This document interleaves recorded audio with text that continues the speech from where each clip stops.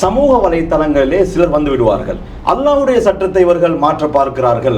அல்லாஹ்வுடைய சட்டத்தை எப்படி மாற்றுவது, இவர்களுக்கு என்ன அதிகாரம் இருக்கிறது, அலி சப்ரி எப்படி இதனை பற்றி பேசுவார், இவர் எப்படி இதனை பற்றி பேசுவார் என்று இந்த MMDA சம்பந்தமான மாற்றங்களை பேசும் போது பொதுமக்களிடையே இப்படி ஒரு கருத்து இருக்கின்றது. MMDAவில் மாற்றங்கள் வர வேண்டும் என்பதை நீங்கள் ஏற்றுக்கொள்கிறீர்களா? இந்த திருத்தம் சம்பந்தமான விஷயத்துல முஸ்லிம் சமூகத்துக்குள்ள ரெண்டு கட்சி இல்லை. அல்லாஹ்ட தீன்ல இல்லாதொண்ட மார்க்கம் என்று முன்வைக்கும் போது அது மார்க்கம் அல்ல என்று சொல்றதே எங்கட பணி. அல்லாஹ்ட தீன்ல இருக்கக்கூடிய ஒன்றை இது மார்க்கம் இல்லை என்ற யாராவது சொல்லும் போது அது இல்லை இது மார்க்கத்தில் உள்ள என்று சொல்றதே எங்கட பணி. நாங்கள் அல்லாஹ்ட்ட வகை சொல்லணும், இது எங்கட பணி. எல்லா காலங்களிலும் வந்த அரசாங்கம், இது நான் ஒரு சார்ந்தவர்கள்ல சொல்றேன், இந்த காலப்பகுதியில் பல கட்சிகளை சார்ந்த அரசாங்கங்கள் இருந்திருக்கிறார்கள், அவர்கள் அதை கணக்கெடுக்கவில்லை. முஸ்லிம் இது ஜனநாயக நாடு. என்னென்ன விடயங்களில் கருத்து முரண்படுகிறீர்கள்? ஜம்மியத்துல் உலமாவுக்கும் அவர்களுக்கும் இடையிலே கருத்து முரண்பாடான விடயங்கள் இருக்கின்றது என்றுதானே அனைவரும் சொல்கிறார்கள். முன்னாள் நீதியமைச்சர் ரவுஃப் ஹக்கீமும் அதுதான் சொன்னாரு, முன்னாள் நீதியமைச்சர் அலி சப்ரியும் அதுதான் சொல்றாரு. ஒரு முஸ்லிமுடைய வாழ்க்கையில் எதுவுமே உலக விவகாரத்தோட முடிகிற ஒரு விடயம் அல்ல, ஒரு செக்யூலர் விடயம் அல்ல. எங்களோட எல்லா விவகாரமும் மார்க்கத்தோட, அல்லாஹ்வோட, ஆஹிராவோட சம்பந்தமாகுது. அப்போ இந்த சட்ட ரீதியான பாதுகாப்பு தேவைப்படும் போது இந்த மேரே எடுத்த போது அது மாறுது. இப்போ சரியா இதில் இத்தனை வயசுல தான் நீங்கள் திருமணம் முடிக்கணும் என்று வலியுறுத்தி சொல்லியில்லை, குரான் சொல்லியும் இல்லை, ஹதீஸ் சொல்லியும் இல்லை. ஒரே ஒரு நிக்கா தான், அதுவும் 17.5 வயசு செஞ்சிருக்கிறேன், என்ன 18 வயசுக்கு குறைந்தவர். காசி முறை தேவையில்ல. இந்த ஆக்ட் வந்து பொதுவான கோர்ட்ல தான் நம்மளுக்கு வரணும் என்ற ஒரு தீர்மானம் அந்த கேபினெட்ல இருந்துச்சு. அந்த தீர்மானத்துக்கு எங்களுக்கு உடன்பாடு முடியல. பலதார திருமணம் இருக்கக்கூடாது, அது சம்பூர்ணமா இல்லாமணும் என்ற ஒரு நிலைப்பாட்டில் இருந்துச்சு. 2 பேர் திருமணம் முடிக்கிற நேரத்தில் ப்ரீனப் என்ன, 2 பேரும் முந்தி அவங்க சொல்றாங்க இது நீங்க இன்னொரு திருமணம் முடிக்கலாம் அப்படின்னா தான் எனக்கு உங்களை நான் முடிக்க விரும்புகிறேன். ஒரு எக்ரிமெண்ட் ஒன்று போட்டால் அவர் அதை எக்ரிமெண்ட்க்கு மாற்றம் செஞ்சால் அவருக்கு நேரடியாக ஃபஸ்ஹுக்கு போயிட்டு எந்தவித இது இல்லாமல் நேரடியாக காசிட்ட டிவோர்ஸ் எடுக்கிறதுக்கான அதிகாரத்தையும் இதுக்குள்ள இந்த ப்ரொபோசல் இருக்குது. இதுவரையிலே அந்த மாற்றத்தை கொண்டு வராததுக்கான காரணம் என்ன? இதுவரைக்கும் நான் உங்கள்கிட்ட கேட்கிறேன், இந்த அட்வைசரி போர்ட் அப்பாயிண்ட் பண்ணப்பட்டில்ல, சரி, இந்த ஆக்ட் வயலேஷன். அடுத்து ஏன் நீங்க சொன்னீங்க லஞ்சம் இல்லைன்னா, அந்த சிஸ்டம் அவ்வளோ ஸ்ட்ராங், அந்த சிஸ்டத்துக்குள்ள லஞ்சம் போறதுக்கான இடத்தை வச்சில்ல. அவங்களுக்கு வாகனம் கொடுக்கப்பட்டிருக்குது, அவங்களுக்கு பாதுகாப்பு கொடுக்கப்பட்டிருக்குது, அவங்களுக்கு செக்யூரிட்டி கொடுக்கப்பட்டிருக்குது, அவங்க கொடுக்கப்படக்கூடிய ஜட்மெண்ட் எல்லாம் ரிவ்யூ பண்ணப்படுது. இப்படியான ஒரு சிஸ்டம் இல்லை. எனக்கு தோன்றக்கூடிய விடயம், இத்தனை விடயங்களை சொல்கிறீர்கள். இப்போது இருக்கக்கூடிய இந்த 63 காதி நீதிபதிகளுக்கும் நீங்கள் சொல்லக்கூடிய இந்த மார்க்க விடயங்கள் அல்லது நீங்கள் சொல்லக்கூடிய இந்த அட்மினிஸ்ட்ரேஷன் விடயங்கள் தெரியும் என்று நீங்கள் நம்புகிறீர்கள்? அதான் ஒரு கேள்விக்குறியா இருக்குது. எங்களோட சட்டத்தில் 100% ரெஸ்பான்சிபிலிட்டி கொடுக்கப்பட்டது கணவனுக்கும் வாப்பாவுக்கும் சகோதரனுக்கும். பணம் இதில் மற்ற பொது திருமணத்தில் 2 பேரும் சேர்ந்து தான் பிள்ளைக்கு செலவழிக்கணும், 2 பேரும் சேர்ந்து தான் செய்யணும். இதுல வந்து சட்டம் பிள்ளைக்கு செலவழிக்கணும் யாரு? வாப்பா. ஏன் பெண்கள் காதியா வர முடியாது? இன்னைக்கு இந்த சிஸ்டம் மாறாம, காதி சிஸ்டத்துல மாற்றம் வராம, ஒரு ஆண் இருந்தாலும் பிரச்சனை, ஒரு பெண் வந்தாலும் பிரச்சனை. ஒரு காலம் இருந்துச்சு, பெண்கள் வயதுக்கு வந்ததோட ஸ்கூலுக்கு அனுப்ப மாட்டாங்க, இருந்துச்சா இல்லையா? பாடசாலைக்கு அனுப்ப மாட்டாங்க. இப்போ மாற்றம் வந்திக்குதா இல்லையா? இப்போ எங்கள் யூனிவர்சிட்டியில் மெஜாரிட்டி யாரு? பெண்கள். Initiated by wife. அவள் எந்த காரணம், எனக்கு உங்களோட வாழையில வேணுமே நான் ஒரு கம்பன்சேஷன் தரேன், மகரேன் திருப்பி தரேன், என்னைய விட்டுருங்க என்ற அதுக்கு காசிட்ட இடம் இல்லை. இப்போ அதையும் நாங்கள் முன்மொழிஞ்சிருக்கிறோம். ஏன் தெரியுமா இது சமூகத்தில் இவ்வளோ சரிச்சாய்க்குது, சீரழியுது? இதை பலப்படுத்தாமல் இருக்கிறோம்.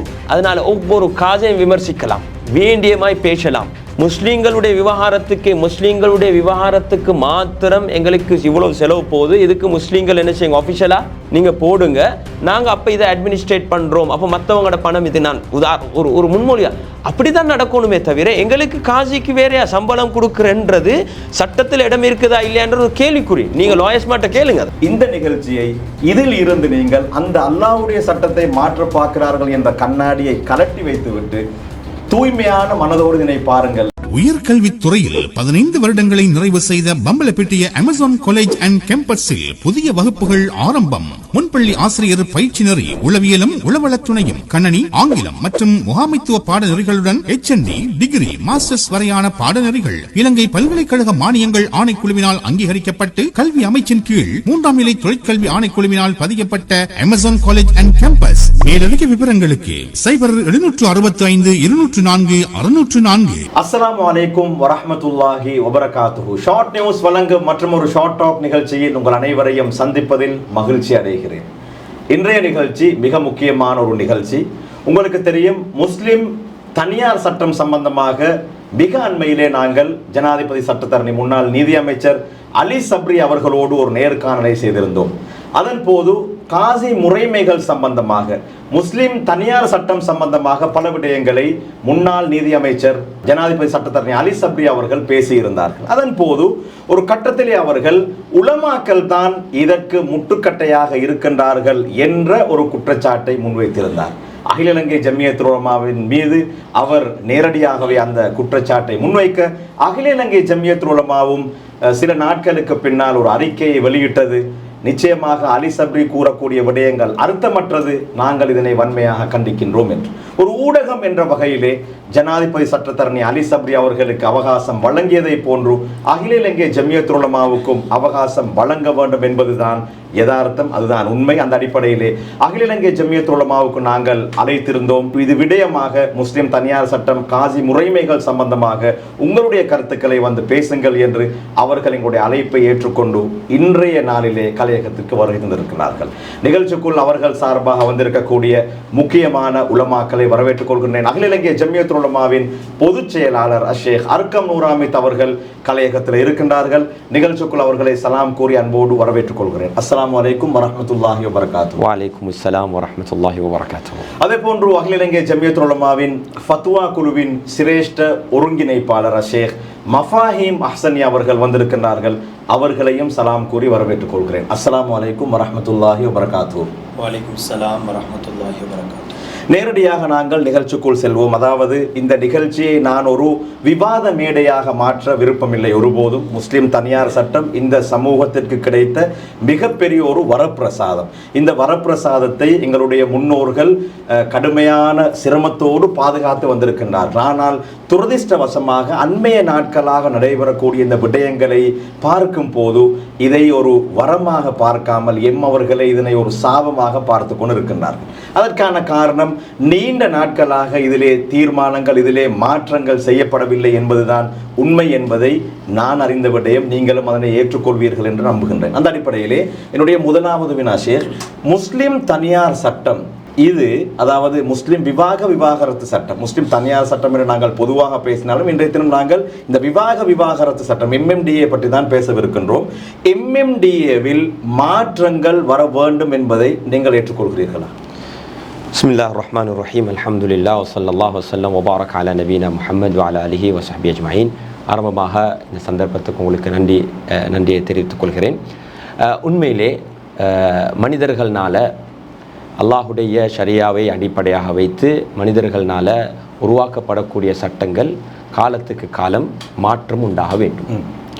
ஏனென்றால் அடிப்படைகள், ஷரியாவுடைய அடிப்படைகளில் எவ்வளோ காலம் மாறினாலும் எப்போ குரானும் சுன்னாவும், அதுக்கு பின்னால் குரான் சுன்னாவுக்கு வழிகாட்டின ஃபுகஹாக்களுடைய இஜ்மாவான மெஜாரிட்டியான கருத்துகள் வலியுறுத்தப்படுறதோடு நடைமுறையோடு இருக்கக்கூடிய விடயங்கள் அதில் கட்டாயம் காலத்துக்கு காலம் மாற்றம் வர வேண்டும்.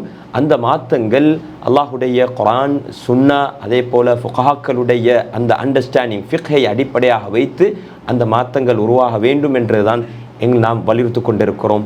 அன்று முதல் இன்று வரைக்கும் இந்த MMDயில் நிர்வாக ரீதியாக காசி முறையில் மாற்றங்கள் வர வேண்டும் என்று முஸ்லிம் சமூகத்தில் எல்லா சாரார்களும் முயற்சி தூண்டிக்கிறாங்க. இதில் எல்லோருமே ஒரே கருத்தில் தான் இருக்கிறாங்க. ஆனால் அந்த மாற்றங்கள் எவ்வாறு அமைய வேண்டும், எந்தெந்த விடயங்களில் எவ்வாறான மாற்றங்கள் வர வேண்டும் என்று சில கருத்து வேறுபாடில் இருக்குது. ஆனால் 99% விடயத்தில் முஸ்லிம் சமூகத்தில் அரசியல்வாதிகளாக இருக்கலாம், சிவில் அமைப்பு தலைவர்களாக இருக்கலாம், உலமாக்களாக இருக்கலாம், எல்லோருமே நாம் உடன்படுகிறோம். அதனால் நாம் இன்றும் கடந்த 30 வருடங்களாக ஜமீயத்துல் உலமாவில் இருந்த எங்களோட முன்னோர்கள் அதே போல எங்களோட முன் தலைவர்கள் எவ்வாறு இந்த மாற்றங்களை வலியுறுத்தினார்களோ அதே மாற்றங்களை நாம் வலியுறுத்துகிறோம். மாற்றங்களை வலியுறுத்துகிறீர்கள். இந்த முஸ்லிம் தனியார் சட்டம், அதாவது MMDA சம்பந்தமாக நாங்கள் ஒரு நேர்காணலை செய்தால் அல்லது அது பற்றி நாங்கள் கருத்துக்களை பேசினால் சமூக வலைத்தளங்களிலே சிலர் வந்து விடுவார்கள். அல்லாஹ்வுடைய சட்டத்தை இவர்கள் மாற்ற பார்க்கிறார்கள், அல்லாஹ்வுடைய சட்டத்தை எப்படி மாற்றுவது, இவர்களுக்கு என்ன அதிகாரம் இருக்கிறது, அலி சப்ரி எப்படி இதனை பற்றி பேசுவார், இவர் எப்படி இதனை பற்றி பேசுவார் என்று இந்த MMDA சம்பந்தமான மாற்றங்களை பேசும் போது பொதுமக்களிடையே இப்படி ஒரு கருத்து இருக்கின்றது. எப்படி நீங்கள் பார்க்கிறீர்கள்? இந்த MMDA என்பது அல்லாஹ்வுடைய சட்டமா?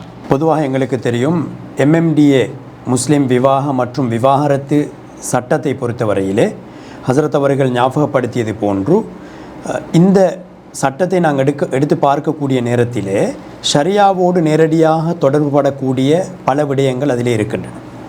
அத்தோடு நிர்வாக ரீதியான அட்மினிஸ்ட்ரேஷன் பக்கமும் பல விடயங்கள் அதிலே இருக்கின்றன.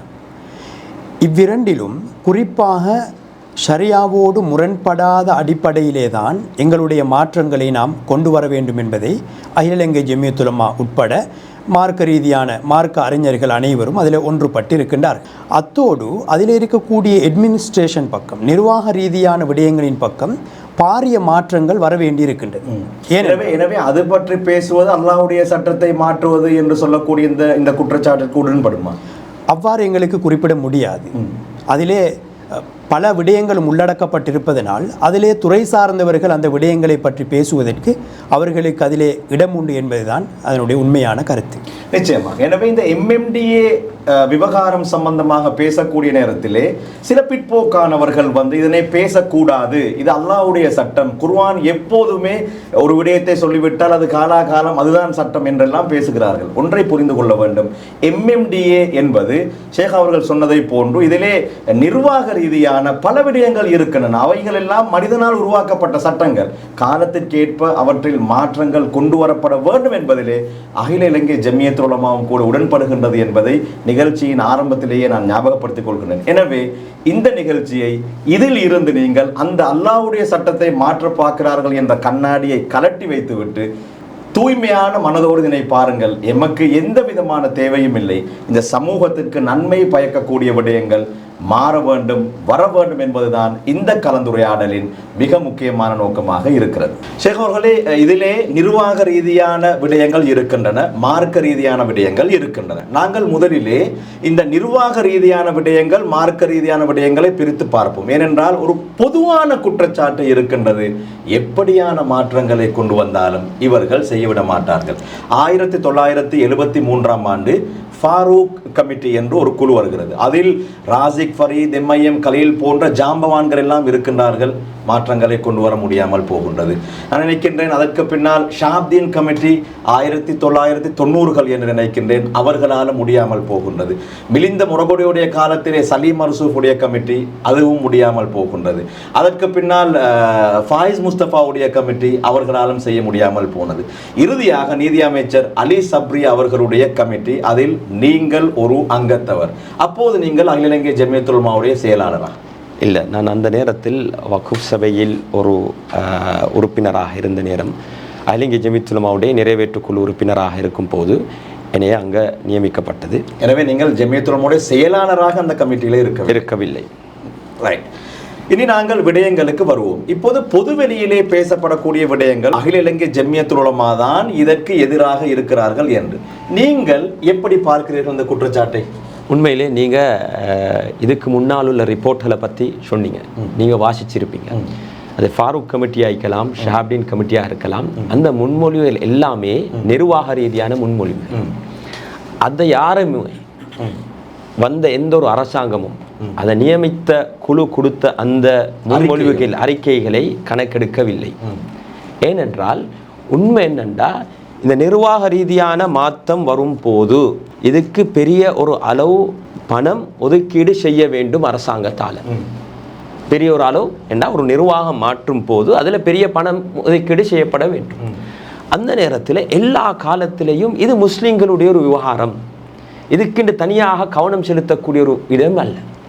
அதனால் எல்லா காலத்திலையும் இந்த விடயத்தை எல்லோரும் எல்லா காலங்களிலும் வந்த அரசாங்கம், இது நான் ஒரு சார்ந்தவர்கள்ல சொல்றேன், இந்த காலப்பகுதியில் பல கட்சிகளை சார்ந்த அரசாங்கங்கள் இருந்திருக்கிறார்கள். அவர்கள் அதை கணக்கெடுக்கவில்லை. எதை வலியுறுத்துகிறார்கள் என்றால், நீங்கள் ஜமியத்துல் உலமாவிலே எவ்வளவு காலமாக இப்போது உறுப்பினராக இருக்கிறீங்க? நான் உண்மையிலே பட்டம் பெற்று இந்த நாட்டுக்கு வந்தது 2007ஆம் ஆண்டு. 2007ஆம் ஆண்டிலிருந்து அகில ஜமியத்துல் உலமாவோட சேர்ந்து, அகில ஜமியத்துல் உலமா ஹம்பாந்தோட்ட மாவட்டத்திலிருந்து இருந்து நான் செயல்பட்டிருக்கிறேன். அப்போது உங்களுக்கு நீண்ட அனுபவம் இருக்கும் MMDA விவகாரத்தில். 2009 நான் இந்த விவகாரத்தில் சம்பந்தப்பட்ட பல அரசாங்கங்களோடு சம்பந்தப்பட்டிருக்கிறீங்க. உண்மையில் 2009 பல அரசாங்கங்களோடு எனக்கு சம்பந்தம் இருக்கு. சரி, இப்போ சொல்லுங்க. அதனால் அந்த நிர்வாக ரீதியான இந்த முன்னேற்றம் சம்பந்தமாக, இதுக்கு முன்னால் நீங்க சொன்னீங்க அமைச்சராக இருந்தாலும் அவரும் முயற்சித்தார். இதுக்கு முன்னால வந்தவர்களும் அரசியல்வாதிகள் முயற்சிக்காம அல்ல, ஆனால் அந்த முயற்சி பயனளிக்காம இருக்குது. என்ன காரணம் என்னென்னா, அதுக்கு பலமான ஒரு தீர்மானம் எடுக்கப்பட வேண்டும் கேபினெட்ல, இவ்வாறு ஒதுக்கீடு செய்ய வேண்டும், இதை முன்னேற்ற வேண்டும் என்ற அது நிர்வாக ரீதியான முன்னேற்றம். ஆனால் எல்லோருடைய அக்கறையும் என்னென்றால், இந்த முஸ்லிம் விவாகரத்து சட்டத்தில் சில தனித்துவங்கள் இருக்குது. ஏன் எங்களுக்கு இந்த தனியான ஒரு சட்டம் தேவைண்டா, பொதுவான விவாகரத்து சட்டத்துக்கோட ஒப்பிடுற நேரத்தில் சில தனித்துவங்கள் இருக்குது. ஏன் இந்த தனித்துவம்? இதுதான் குர்ஆனுடைய, ஷரியாவுடைய, சுன்னாவுடைய, எங்களோட ஃபிக்ஹுடைய தனித்துவங்கள். ஒரு முஸ்லிமுடைய திருமண வாழ்வு ஒரு செல்லுபடியான மார்க்க ரீதியாக அல்லாஹ்விடத்தில் என்ன, எங்களோட திருமண வாழ்க்கைன்றது உலக விவகாரம் அல்ல. இதுதான் மக்கள் விளங்க வேண்டிய ஒரு மிக முக்கியம். ஒரு முஸ்லிமுடைய வாழ்க்கையில் எதுவுமே உலக விவகாரத்தோட முடிகிற ஒரு விடயம் அல்ல, ஒரு செக்யூலர் விடயம் அல்ல. எங்களோட எல்லா விவகாரமும் மார்க்கத்தோட, அல்லாஹ்வோட, ஆகிராவோட சம்பந்தமாகுது. அப்போ ஒரு திருமண வாழ்வு இப்படித்தான் அமைய வேண்டும் என்று குர்ஆன் தெளிவாக சொல்லுது. யாரை திருமணம் முடிக்கலாம், யாரை திருமணம் முடிக்க கூடாது என்றும் தெளிவாக குர்ஆன் சொல்லுது. இந்த அக்லையும் அது ஒரு பகுதி இருக்குது. யாரை திருமணம் முடிக்கலாம், யாரை திருமணம் முடிக்க ஸல்லல்லாஹு அலைஹி வஸல்லம் சுன்னா தெளிவாக சொல்லுது. இந்த திருமண வாழ்வென்று சொல்வது ஒரு நிர்வாகத்தை போல. அந்த நிர்வாகத்துக்கு ஒரு கட்டமைப்பு இருக்குது. அந்த கட்டமைப்புல ஷரியா சில வழிமுறைகளை வைத்திருக்குது. அதனால அந்த மாற்றங்கள் அந்த விடயங்களில் வலியுறுத்தும் போது, உதாரணத்துக்கு ஒரு விடயத்தை நான் இங்கே எடுக்கிறேன். 2000 எல்லா காலத்திலும் இருந்த ஒரு விடயம் தான் திருமண வயதுடைய சம்பந்தப்பட்ட ஒரு கருத்து வேறுபாடு. பொதுவாக உலகத்தில் சொல்லப்படுது 18 வயசுக்கு பின்னால தான் அடல்ட்ஹுட், ஒருவர் ஒரு வயது வந்தவராக மாறுறார். 200-300 வருடங்களுக்கு முன்னால மக்கள் வாழ்ந்தார்கள், கலாச்சார ரீதியா திருமணம் முடித்தார்கள். யாருமே எந்த ரெஜிஸ்ட்ரேஷனும் இருக்கல்ல. இந்த புதிய உலக மாற்றங்களுக்கு பின்னால தான் ரெஜிஸ்ட்ரேஷன், டாக்குமெண்டேஷன் எல்லாம் வருது. ஏன்? சட்ட ரீதியான பாதுகாப்புக்கு. அப்போ இந்த சட்ட ரீதியான பாதுகாப்பு தேவைப்படும் போது, இந்த மேரே எடுத்த போது அது மாறுது. இப்போ ஷரியா இதில் இத்தனை வயசுல தான் நீங்கள் திருமணம் முடிக்கணும் என்று வலியுறுத்தி சொல்லியில்லை. குர்ஆன் சொல்லியும் இல்லை, ஹதீஸ் சொல்லியும் இல்லை. என்ன வயதில்லையே நிர்ணயிச்சில்லை. அப்போ அன்று முதல் இன்று வரைக்கும் உள்ள வாதம் என்னென்னா, இப்போ இருக்கிற ஆக்டில் இருக்குது 12 வயதுக்கு கீழே இருந்தால் ஒரு பெண் காஜிட அனுமதியோட திருமணம் முடிக்கணும். 12 வயதுக்கு மேலெண்டா வலி இருந்தால் வலியுடைய அனுமதியோட ஒப்பந்தத்தோட திருமணம் முடிக்கலாம். இப்போ இதை மாறும். உண்மையிலே ஒவ்வொரு காலத்தில் ஒவ்வொரு நிலைமை அடிப்படையில் குடும்பங்கள் எல்லாரும் பார்க்குறது, ஒரு பிள்ளைய நல்லா வளர்த்து ஒரு திருமணத்துக்கு தயாரானதுக்கு பின்னால் தான் திருமணம் முடித்து கொடுக்க. யாருமே விரும்புகிறல்ல சின்ன வயசில் திருமணம் முடித்து கொடுக்குறது. இதுக்கான ஒரு ஆய்வு செய்யப்படும். உண்மையிலே எத்தனை திருமணங்கள் நடந்திருக்குது? எனக்கு தெரிஞ்ச வகையில் கடந்த 20 வருஷமாக 2018 வருஷமாக 7லிருந்து நான் நிக்கா செய்கிறேன். இது வரைக்கும் நான் ஒரே ஒரு நிக்கா தான், அதுவும் 17.5 வயசு செஞ்சிருக்கிறேன். 18 வயசுக்கு குறைந்தவர்கள். அதனால நான் என்ன சொல்றேன்டா, இந்த விவாகரத்து அதுலேயும் நாங்கள் வலியுறுத்தினார்கள். ஜமியத்துல் உலமா இதை வச்சு பல வாதங்களுக்கு பின்னால் இப்போ உடன்பட்டிருக்கோம். என்ன சொல்றோம்? நீங்கள் உடன்பட்ட விடயங்களை பற்றி பேசுவோம். அதாவது ஒரு முக்கியமான விடயத்தை குறிப்பிட்டீர்கள். 2007ஆம் ஆண்டில் இருந்து MMDA விவகாரத்திலே நீங்கள் சம்பந்தப்படுகிறீர்கள் என்று 2 முஸ்லிம் நீதி அமைச்சர்கள் இருந்திருக்கின்றார்கள் உங்களுடைய காலத்தில். நீங்கள் சொல்வதை பார்க்கும் போது குறிப்பாக ரவுஃப் ஹக்கீம் அவருடைய காலத்திலும் இந்த பிரச்சினை மிகப்பெரிய பேசு பொருளாக மாறியிருந்தது. அந்த கட்டத்திலும் கூட ஜமியத்துல் உலமா மீது தான் குற்றம் சாட்டு முன்வைக்கப்பட்டது. இவர்கள் அறிக்கை, அதாவது கொண்டு வரக்கூடிய இந்த புதிய ப்ரொபோசல்களுக்கு ஜமியத்துல் உலமா தலையாக இருக்கிறார்கள் என்று அவருடைய காலத்திலும் உங்கள் மீது குற்றச்சாட்டு முன்வைக்கப்பட்டது. அலி சப்ரி அவர்கள் அன்றைய நேர்காணலே மிக தெளிவாக சொன்னார், நான் நீதி அமைச்சராக இருக்கும் போது ஒரு குழுவை அமைத்தேன். அந்த குழுவிலே தற்போதைய செயலாளர், அப்போது செயலாளர் இல்லை, அர்க்கம் நூராமித் ஷேக் அவர்கள் இருந்தார்கள், முயிஸ் புகாரி, ABM அஷ்ரப் போன்றவர்கள் எல்லாம் இருந்தார்கள். அனைவரும் நாங்கள் விடயங்களை கதைத்து ஆலோசித்து ஒரு ப்ரொபோசலை தயாரித்ததற்கு பின்னால் என்னுடைய மினிஸ்ட்ரி, அதாவது அவர் நீதி அமைச்சராக இருந்து ஃபாரின் மினிஸ்டராக மாறுகிறார். அமைச்சிலே ஒரு மாற்றம் வருகிறது. அதற்கு பின்னால் பாராளுமன்ற உறுப்பினர்கள் அனைவரும் ஒன்று சேர்ந்து மூவரை தவிர ஒரு பில்லை தயாரித்து இதனை நிறுத்தி வைத்தார்கள். இப்போ வேண்டுமாக இருந்தாலும் அதனை கேபினட்டிற்கு போட்டு அதனை பாஸ் பண்ணி கொள்ளலாம் என்ற ஒரு விடயத்தை சொல்லியிருந்தார். அப்போது நீங்கள் சொல்லக்கூடிய இந்த அட்மினிஸ்ட்ரேஷன் விடயமாக இருக்கட்டும் அல்லது இந்த மார்க்க விடயமாக இருக்கட்டும், ஒரு பொதுமகனுக்கு ஒரு சந்தேகம் வரும், இவர்களுக்கு என்ன தேவை இருக்கின்றது, ஏன் இவர்கள் இதனை இவ்வளவு அலட்சியமாக இருக்கின்றார்கள் என்ற ஒரு சந்தேகம் வருவது நியாயம் தானே? முதலாவது ஒரு விடயம், 2007 நான் நேரடியாக சம்பந்தமாகல, 2009 எல்லா டிஸ்கஷன்லையும் சம்பந்தமாக இருக்கிறேன். ஆனால் அதுக்கு என்ற இல்லெல்லாம் தேவையான இடங்களில் நான் சம்மந்தப்பட்டிருக்கு. நேரடியாக மினிஸ்ட்ரிகளோட எனக்கு தொடர்பு இல்லை, அதை நான் தெளிவாக சொல்ல விரும்புகிறேன்.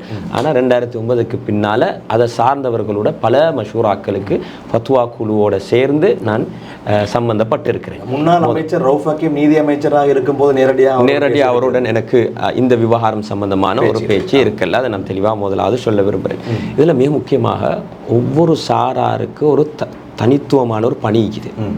சட்டத்தரணிக்குன்னு தனித்துவமான ஒரு பணி இருக்குது, போலீஸாருக்கு ஒரு தனித்துவமான ஒரு பணி இருக்குது. உலமாக்களுடைய பணி என்ன? எங்களோட பணி, நாம் இந்த பட்டம் பெற்றதுக்கு பின்னால் இந்த குர்ஆனையும் ஹதீஸையும் அல்லாஹுடைய இந்த தீனை சரியாக சமூகத்துக்கு முன்வைக்கிறது தான் எங்களோட பணி. இதில் அல்லாஹ்வுடைய தீனில் இல்லாதொண்ட மார்க்கம் என்று முன்வைக்கும் போது அது மார்க்கம் அல்ல என்று சொல்கிறதே எங்களோட பணி. அல்லது அல்லாஹ்வுடைய தீனில் இருக்கக்கூடிய ஒன்றை இது மார்க்கம் இல்லைன்ற யாராவது சொல்லும் போது அது இல்லை இது மார்க்கத்தில் உள்ள என்று சொல்கிறது எங்களோட பணி. நாங்கள் அல்லாஹ்ட்ட வகை சொல்லணும், இது எங்களோட பணி. போலீஸ்காரருக்கு எப்படி ஒரு பணி இருக்குதோ அதே போல் ஹியூமன் ரைட் ஆக்டிவிஸ்ட்டுக்கு ஒரு பணி இருக்கிறது போல், சட்டத்தரணிகளுக்கு ஒரு பணி இருக்கிறது போல், அவங்களுக்கு டாக்டருக்கு ஒரு வேலை இருக்குது. அவருடைய வேலை என்ன? மக்களுக்கு என்ன மருந்து கொடுக்கறதும் அவங்களோட சுகாதார விஷயங்களை கவனிக்கிறது அவரோட பணி. உலமாக்களுடைய பணி அதுதான். இது மிக முக்கியமான ஒரு விடயத்தை நாங்கள் விளங்கணும். அதே நேரத்தில் உலமாக்கள் என்று வரும்போது எங்களுக்கு இருக்கிற இந்த பணி, இந்த தீனுடைய தூய்மைத்துவத்தை, இந்த மார்க்கத்துடைய தூய்மைத்துவத்தை நாங்கள் பாதுகாக்கணும். அதோட சேர்த்து மற்ற பொறுப்புகள் வரும்.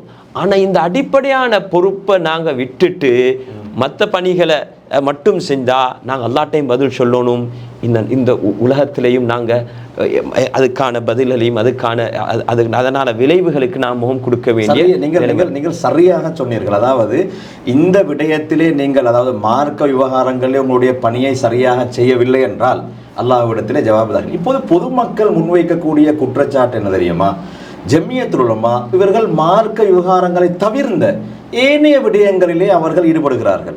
மார்க்க விவகாரங்களிலே சரியான ஒரு தீர்வை பெற்றுத் தருவது இல்லை என்ற ஒரு குற்றச்சாட்டு நீங்களும் கேள்விப்பட்டிருப்பீர்கள். நான் சொல்கின்றேன், ஹிஜாபுடைய பிரச்சனை வந்தது இந்த நாட்டிலே. கோட்டாபய ராஜபக்சவுடைய காலத்திலே நிகாபை தடை செய்ய பார்த்தார்கள். நீங்கள் உடனடியாக தெஹிவல ஜும்மா பள்ளியிலே பெரிய ஒரு மாநாடை நடாத்தினீர்கள். எல்லா அமைச்சர்களும் எல்லா அரசியல் பிரமுகர்களும் அங்கே வந்திருந்தார்கள், நானும் வந்தேன். பல விடயங்கள், ஒரு வெள்ள அனர்த்தம் வந்தால் கூட உங்களுடைய பங்களிப்பு இருக்கின்றதே அளப்பெரியது. அது யார் என்ன சொன்னாலும் ஒரு ஊடகவியலாளனாக நீங்கள் இந்த சமூகத்திற்கு ஆற்றிய பங்கை நான் எப்போதுமே வரவேற்பேன். ஆனால் 1973 ஆண்டில் இருந்து இந்த முஸ்லிம் தனியார் சட்டம் இப்படி பிரச்சனைகளோடு இருக்கின்றது. காலிமார்களுடைய பிரச்சனை நாளுக்கு நாள் நான் நினைக்க மாட்டேன், உங்களுக்கு கேள்விப்படாமல் இருந்திருக்கும். உங்களுடைய குடும்ப உறுப்பினர்கள் இருந்திருப்பார்கள், உங்களுடைய நண்பிகள் இருப்பார்கள். எவ்வளவு அநியாயங்கள் காதி நீதிமன்றங்களில் நடைபெறுகின்றன. அப்படியாக இருந்தால் இந்த எல்லா மாற்றங்கள், இந்த ப்ரொபோசல்கள், அட்மினிஸ்ட்ரேஷன் சம்பந்தமான விடயம், மார்க்க விடயங்கள், இவைகள் அனைத்தையும் யார் சொல்லக்கூடிய ஒரு ப்ரொபோசலையாவது வைத்து இதுவரையிலே அந்த மாற்றத்தை கொண்டு வராததற்கான காரணம் என்ன? நான் உங்கள்கிட்ட கேட்குறேன், இந்த மாற்றத்தை கொண்டாடக்கூடிய அதிகாரத்தை இந்த நாட்டுடைய யாப் எங்களுக்கு வழங்கியிருந்தால் இந்த மாற்றம் எப்பயோ வந்திருக்கும். ஆனால் இந்த நாட்டில் ஒரு சட்ட மாற்றம் வரும்போது இந்த ஜனநாயக நாட்டில் ஒரு முறை இருக்குது. எங்களுக்கு கருத்துக்களை முன்வைக்கலாம். இந்த ஜனநாயக நாடு, எங்களோட உலமாக்கலில் மெஜாரிட்டி உலமாக்கல் ஷாஃபி மதபை அடிப்படையாக வைத்த உலமாக்கல். இதில் நாங்கள் முன்வைத்திருக்கிற எல்லா ப்ரொப்போசலும் 4 நிறைய மதுஹபுகள் இருக்குது. ஆனால் உலகத்தில் காலாகாலம் அங்கீகரிக்கப்பட்ட 4 மதுஹபில் மெஜாரிட்டி மாலிகி, ஷாஃபி, ஹம்பலி 4 மதுஹபும் உடன்பட்ட இந்த ஆக்டில் அது தெளிவாக சொல்லுது. த முஸ்லீம் மேரேஜ் அண்ட் டிவோர்ஸ் என்ன ஆக்டோட ஷாஃபி செக்ட் அதை பற்றி பேசுது. ரைட், இந்த ஆக்டில் இருக்கிற விஷயங்கள் கூட இப்போ மாற்றம் தேவையில்லை. இந்த ஆக்டில் முதல் பக்கம் என்ன சொல்லுதுண்டா, Muslim marriage and divorce advisory board act சொல்லுது. அட்வைசரி போர்டு ஒன்று இருக்கணும். அந்த அட்வைசரி போர்டில் சேர்மனாக ரெஜிஸ்டர் ஜெனரல் இருக்கணும். அதில் முஸ்லீம்களோட மிக துறை சார்ந்தவர்கள் நொமினேட் பண்ணப்பட வேண்டும். அவர்கள் காலத்துக்கு காலம் தேவையான அட்வைஸை வழங்கணும். அதனால் அந்த திருத்தங்களை அவருக்கு இந்த சட்ட உள்ளுக்கு கொணாரத்துக்குரிய ஒரு சர்க்குலர் கொணாரத்துக்கு இடம் இருக்குது. இதுவரைக்கும் நான் உங்கள்கிட்ட கேட்குறேன், இந்த அட்வைசரி போர்டு அப்பாயிண்ட் பண்ணப்பட்டில்லை. இல்லை, சரி, இந்த ஆக்ட் வயலேஷன். என்னுடைய வினாவும் அதுதான் ஷேக். அதாவது இது மாத்தம் கொணார தேவையில்லை. இல்லை, அதாவது அட்வைசரி போர்டு ஒன்று இதுவரைக்கும் நிர்ணயிக்கப்படலை தானே. அதாவது சரியான பொருத்தமான ஒரு அட்வைசரி போர்டு இல்லை. நான் கேட்கின்றேன், இவ்வளவு காலமாக இந்த விடயத்திலே இந்த ஜுடிஷியல் சர்வீஸ் கவுன்சில் சரியான காதி நியமனங்களை வழங்குவதில்லை. இப்போ மிக அண்மையிலே வழங்கப்பட்டிருக்கக்கூடிய நியமனங்களை பார்ப்போமாக இருந்தால் சுபஹானல்லாஹ், நீதி எங்கே சென்று கொண்டிருக்கின்றது என்ற கேள்விதான் வரும். காதி நியமனங்கள் அப்போது ஏன் நீங்கள் ஒரு உலமா சபையாக ஒரு ஊடகவியலாளர் சந்திப்பை நடாத்தியாவது அரசாங்கத்திற்கு இதைவிட அழுத்தம் நீங்கள் கொடுத்திருக்க வேண்டும் என்பதை நீங்கள் ஏற்றுக்கொள்கிறீர்கள் இல்லையா? என்னை பொறுத்தவரையிலே ஜமியத்துடன் உங்களுடைய பங்களிப்பை நான் ஒரு நாளும் உதாசீனம் செய்ய மாட்டேன். ஏனென்றால் எல்லா ஊடகவியலாளர்களை விடவும் நான் நன்கறிவேன் உங்களுடைய மார்க்க விடயத்திலே அரசாங்கத்துக்கு நீங்கள் அழுத்தம். ஆனால் MMDA விவகாரத்திலே ஜமியத்துல் உலமா இதை விட காரசாரமாக பெரிய ஒரு ஃபோர்ஸாக வந்து ஊடகவியலாளர்களை மாநாடுகளை நடாத்தி மிகப்பெரிய ஒரு மாற்றத்தை கொண்டு வருவதற்கான தலைமைத்துவத்தை நீங்கள் எடுக்கவில்லை என்ற குற்றச்சாட்டு தான் சமூகத்தில் இருக்கின்றது. அது எவ்வளவு தூரம் அதனை நீங்கள் ஏற்றுக்கொள்கிறீர்கள்? உண்மையிலே இப்படிதான். ஒவ்வொரு விடயத்தை ஒவ்வொருத்தரும் வித்தியாசமான முறையில் அணுகுவார்கள். எல்லோருடைய நோக்கமும் இந்த விவகாரம் யாருக்குமே அநியாயம் நடக்கக்கூடாது, முறையாக எல்லாருடைய இது முறையாக நடக்கணும். எந்த ஒரு சட்டத்திலையும் அதில் சிக்கல் இருக்க தான் செய்யும். இப்போ நாங்கள் பேசுகிறோம் MMDA 10, நீங்கள் வெளியே கேட்டிங்கன்னா பெரிய குழு போடப்பட்டிருக்குது. அதே அமைச்சர் அலி சப்ரி அவர்கள் ஜென்ரல் மேரேஜில் மாற்றங்கள் கொண்டாடுறதுக்கும் குழு நியமிச்சிருந்தார். சரியா? அதுக்குள்ளேயும் ஏராளம். இந்த ஒரு சட்டம் நல்லதா கெட்டதாண்டா முதலாவது ஒப்பீடு பார்க்கணும். இதனால் எங்களுக்கு இருக்கிற நலவு என்ன, கெடுதி என்ன, இதில் குறைபாடு இருக்குது, இது திருத்தங்கள் வர வேண்டும். அப்பாயின்மெண்ட் இந்த ஆக்டில் நிறைய ஸ்ட்ரென்தன். உதாரணத்துக்கு காசி நியமனம் ஏன் இப்படி நடக்குதுன்றா, காசி நியமனத்துக்கு குவாலிஃபிகேஷன், காசி நியமனம் சம்பந்தமாக எந்த ஒரு சரியான ஸ்ட்ராங்கான ஒரு கிளாஸும் இதுக்குள்ளே இல்லை. சரியா? 40 வயது என்பதையும் அதுக்கு பிறகு வந்த செகுலில் தான் வந்திருக்குது. சரியா? ஒரு நல்ல நன்னடத்தையுள்ள ஒரு முஸ்லீமான ஒரு ஆண் அப்படிதான் இருக்குது. அப்போ இந்த மாற்றங்கள் வர வேண்டும் என்று எல்லா காலத்திலையும் எல்லாரையும் வலியுறுத்தி இருக்கிறாங்க. ஆனால் அந்த அணுகுமுறை சிலர் ரோட்டுக்கு வருவார்கள், ஊடக மாநாடுகள் நடத்துவார்கள், சத்தம் போடுவார்கள், ஒவ்வொரு காலத்தில் ஒரு மாய். ஆனால் எங்களுடைய காலத்திலிருந்து அகில இந்திய ஜமியத்துல் உலமாக்கின்ற ஒரு சம்பிரதாயம் இருக்குது. நாங்கள் எப்பயும் ஆர்ப்பாட்டங்கள் செய்து, நான் சொல்கிறது அது செய்கிறது புலன்னு சொல்ல வரல, ஒன்றுக்கும் ஒரு மெத்தடாலஜிக்கு தானே, இப்படி செய்யலாம் இப்படி செய்யலாம் இப்படி செய்யலாம். எங்களோட அணுகுமுறை எப்பயும் என்கேஜ்மெண்ட். அப்போ எல்லா காலத்திலையும் வந்த அரசுகளோட என்கேஜ் ஆகிக்கொண்டு அவங்களுக்கு எழுத்து மூலமாக எழுதி கொண்டு மீட்டிங்களை வச்சு கொண்டு நாங்கள் மீட்டிங்கள் எல்லாத்தையும் பகிரங்கமாக போடுறதும் இல்லை, முயற்சி செஞ்சு கொண்டு இருக்கிறோம். நான் என்ன சொல்ல இன்னைக்கு வாரண்டா, இன்னைக்கு இந்த திருத்தம் சம்பந்தமான விஷயத்தில் முஸ்லீம் சமூகத்துக்குள்ள 2 கட்சி இல்லை, ஒன்றுதான், ஒரு நிலைப்பாட்டில் தான் இருக்கிறோம். நிர்வாக ரீதியான இந்த திருத்தம் வர வேண்டும் என்றுதான் எல்லோருடைய உறுதிப்பாடும், எல்லாரும் இதில் நியமனம் ஆகிக்குது. உண்மையிலே அந்த குழு நீங்கள் சொன்னீங்க, குழு நியமனம் சம்பந்தமாக அதில் நான் ஒரு அங்கத்தவராக இருந்தேன். அதில் பல விடயங்களில் நாங்கள் உலமாக்கள் 3 பேர் இருந்தோம் சரியா பின்னணியில். எங்களுக்கு முரண்பாடு இருந்துச்சு. அந்த முரண்பாடு எங்களோட தனியான கருத்து, இதுக்கு எங்களுக்கு உடன்பாடு இல்லைன்னு கொடுத்துருந்தோம். அதில் உண்டு, அதில் இருந்து கேபினட் ஒரு தீர்மானம் எடுத்துருந்துச்சு. சரியா? கேபினட் தீர்மானம் எடுத்துருந்துச்சு. அதுக்கு மினிஸ்டர் உடன்பட்டாருன்னு நான் சொல்ல வரல. சில நேரங்கள் அவர் தனித்திருந்தாராங்க. என்ன காசி முறையே இல்லாமாக்குறேன்னு தீர்மானம் இருந்துச்சு. அதை எங்களோட முஸ்லீம் சமூகம் ஏற்றுக்கொள்ளுமா? காசி முறை தேவையில்லை, இந்த ஆக்ட் பொதுவான கோர்ட்டில் தான் நம்மளுக்கு வரணும் என்ற ஒரு தீர்மானம் அந்த கேபினெட்டில் இருந்துச்சு. அந்த தீர்மானத்துக்கு எங்களுக்கு உடன்பாடு முடியல. பலதார திருமணம் இருக்கக்கூடாது, அது சம்பூர்ணமாக இல்லாமணும் என்ற ஒரு நிலைப்பாட்டில் இருந்துச்சு. அது எங்களுக்கு குரானுக்கு மாற்றமான ஒரு விடயத்தில் குரான் சொல்லும் போது நாங்கள் சொல்லல, எல்லாருக்கும் குரான் சொல்லுது யாருக்கு ஏழுமோ அந்த ஏழுமென்றத்தை எப்படி நிர்ணயிக்கிறதுக்கு சட்டம் கொண்டாங்க. இதில் நாங்கள் எங்களோட ப்ரொபோசலில் சொல்லியிருக்கிறோம் 2 விதம். காசிட அனுமதி வேணும் என்று சொல்லியிருக்கிறோம். இதில் பலதார திருமண சம்பந்தமாக அந்த காசி என்ன செய்யணும், அந்த பெண்ணுடைய முதல் பெண்ணை கூப்பிடணும். இதே மற்ற நாடுகளில் மலேசியாலையும் எல்லாம் அது ஒழுங்கு இருக்குது. சம்மதம் இல்லை, பார்க்கணும் இவருக்கு சக்தி இருக்குதா, உடல் ரீதியான சக்தி இருக்குதா, பொருளாதார ரீதியான சக்தி இருக்குதா, இவருக்கு சமமாக பார்க்கலுமான்னு பார்த்து காசிக்கு அனுமதி கொடுக்க அது கொண்டு. அதுக்கு மேலாக சில உலமாக்களுடைய முன்மொழிவு, ஒரு சிறுபான்மையான உலமாக்களுடைய முன்மொழிவையும் நாங்கள் உள்வாங்கிக்கிறோம். என்ன, 2 பேர் திருமணம் முடிக்கிற நேரத்தில் ப்ரீனப் என்ன 2 பேரும் முந்தி அவங்க சொல்கிறாங்க இது நீங்கள் இன்னொரு திருமணம் முடிக்கலாம் அப்படின்னா தான் எனக்கு உங்களை நான் முடிக்க விரும்புகிறேன் ஒரு எக்ரிமெண்ட் ஒன்று போட்டால் அவர் அதை எக்ரிமெண்ட்க்கு மாற்றம் செஞ்சால் அவருக்கு நேரடியாக ஃபஸ்க்கு போயிட்டு எந்தவித இது இல்லாமல் நேரடியாக காசிட்ட டிவோர்ஸ் எடுக்கிறதுக்கான அதிகாரத்தையும் இதுக்குள்ள இந்த ப்ரொபோசல் இருக்குது. சரியால அடிப்படையாக சொல்லப்பட்ட விடயங்கள் இப்போ 18 வயசுக்கு உடன்பட்டு இருக்கிறோம். இப்போ நீங்கள் சொல்லக்கூடிய விடயங்கள் ஆச்சரியமான விடயங்கள். எனக்கு தோன்றக்கூடிய விடயம், இத்தனை விடயங்களை சொல்கிறீர்கள். இப்போது இருக்கக்கூடிய இந்த 63 காதி நீதிபதிகளுக்கும் நீங்கள் சொல்லக்கூடிய இந்த மார்க்க விடயங்கள் அல்லது நீங்கள் சொல்லக்கூடிய இந்த அட்மினிஸ்ட்ரேஷன் விடயங்கள் தெரியும் என்று நீங்கள் நம்புகிறீர்கள்? அதான் ஒரு கேள்விக்குறியாக இருக்குது. உள்ள கவலை என்னன்னா, முந்தைய காலத்தில் இந்த ஆக்ட் வந்த நேரம் 1950 முதலாவதாக ஆக்டாக வருது முஹம்மதன் மேரேஜ் ஆர்டினன்ஸ் 800 அதுக்கு பிறகு வந்த சக்சஸிவ் கவர்மெண்ட் இது ஒரு ஆக்டாக ஏற்றுக்கொண்டு வந்து அதுக்கு பிறகு சுதந்திர இலங்கையில் தான் இந்த ஆக்ட் வருது, MMDA Muslim marriage and divorce ஆக்டாக. அப்போ ஆனால் அதுக்கு முந்திலிருந்து ஏன் இது வந்துச்சுண்டா, எப்போ அந்த என்னைய ஆக்கிரமிப்பாளர்கள் இங்கே வந்து செய்யும் போதும் அந்தந்த கலாச்சாரங்கள் இருந்துச்சு, அந்த லா எல்லாத்தையும் உள்வாங்கினாங்க. தேச வளம லா அப்படி தான் வந்துச்சு. லாவோட வாழ்ந்த சமூகத்துக்கு அந்த லாவுடைய உரிமையை கொடுத்தாங்க. லாவோட தேச வளம சமூகம் தேச வளம சட்டம், கேண்டியன் லா, முஸ்லீம் பர்சனல் லா, இப்படி எல்லாம் அதெல்லாம் வந்துச்சு. இப்போ இந்த லாவை நாங்கள் எடுத்தும் போது இதில் நிறைய சப்ஜெக்ட்ஸ் இருக்குது, எங்களோட மக்களுக்குன்னு தெரியாது. இந்த மக்கள் இந்த விஷயத்தில் யாருக்கும் குறை. இப்போ கோர்ட்ஸ் எடுத்தால் ஒரு கீழ்த்தர கோர்ட்ஸில் ஒரு சாதாரண கோர்ட்டில் கொடுக்கப்பட்ட தீர்மானம் உடன்பாடு இல்லைண்டா கோர்ட் ஆஃப் அப்பீலுக்கு போகலாம். அங்கேயும் உடன்பாடு இல்லைண்டா கடைசியாக எங்கே போகலாம், சுப்ரீம் கோர்ட்டில் போகலாம். சுப்ரீம் கோர்ட்டுக்கு மேலே எங்கே சரி போகலாமா? இல்லாது. இந்த ஆக்ட் எப்படி தெரியுமா இருக்குது, காசிட தீர்மானத்தில் உங்களுக்கு திருப்தி இல்லைண்டா போர்ட் ஆஃப் காசிக்கு போகலாம். போர்ட் ஆஃப் காசிலையும் திருப்தி இல்லைண்டா கோர்ட் ஆஃப் அப்பீலுக்கு போகலாம். கோர்ட் ஆஃப் அப்பீலின் திருப்தி இல்லைண்டா சுப்ரீம் கோர்ட்டுக்கு போகலாம். லாயரை கொண்டு வர முடியாது எங்கேண்டா இந்த கீழ்மட்ட 2 இங்கே போர்ட் ஆஃப் காசிலையும் கொண்டாடலாம். இங்கே காசியில் மட்டும்தான் லாயருடைய பிரதித்துவம் இல்லை. உங்களுக்கு தெரியும், ஒரு சட்ட ரீதியாக ஒத்த நீதத்தை அடைகிறது. நான் சொல்கிறேன், எனக்கு ஆச்சரியமாக இருக்கிறது நீங்கள் சொல்லக்கூடிய இந்த விடயங்கள். நான் நேரடியாகவே என்னுடைய உள்ளத்திலே வந்த கேள்வியை கேட்கின்றேனே. இலங்கையிலே 63 அல்லது 65 காதி நீதிமன்றங்கள் இருக்கின்றன. இவற்றுள் அதிகமான காதிமாருடைய நடவடிக்கைகள் சம்பந்தமாகத்தானே பிரச்சனை.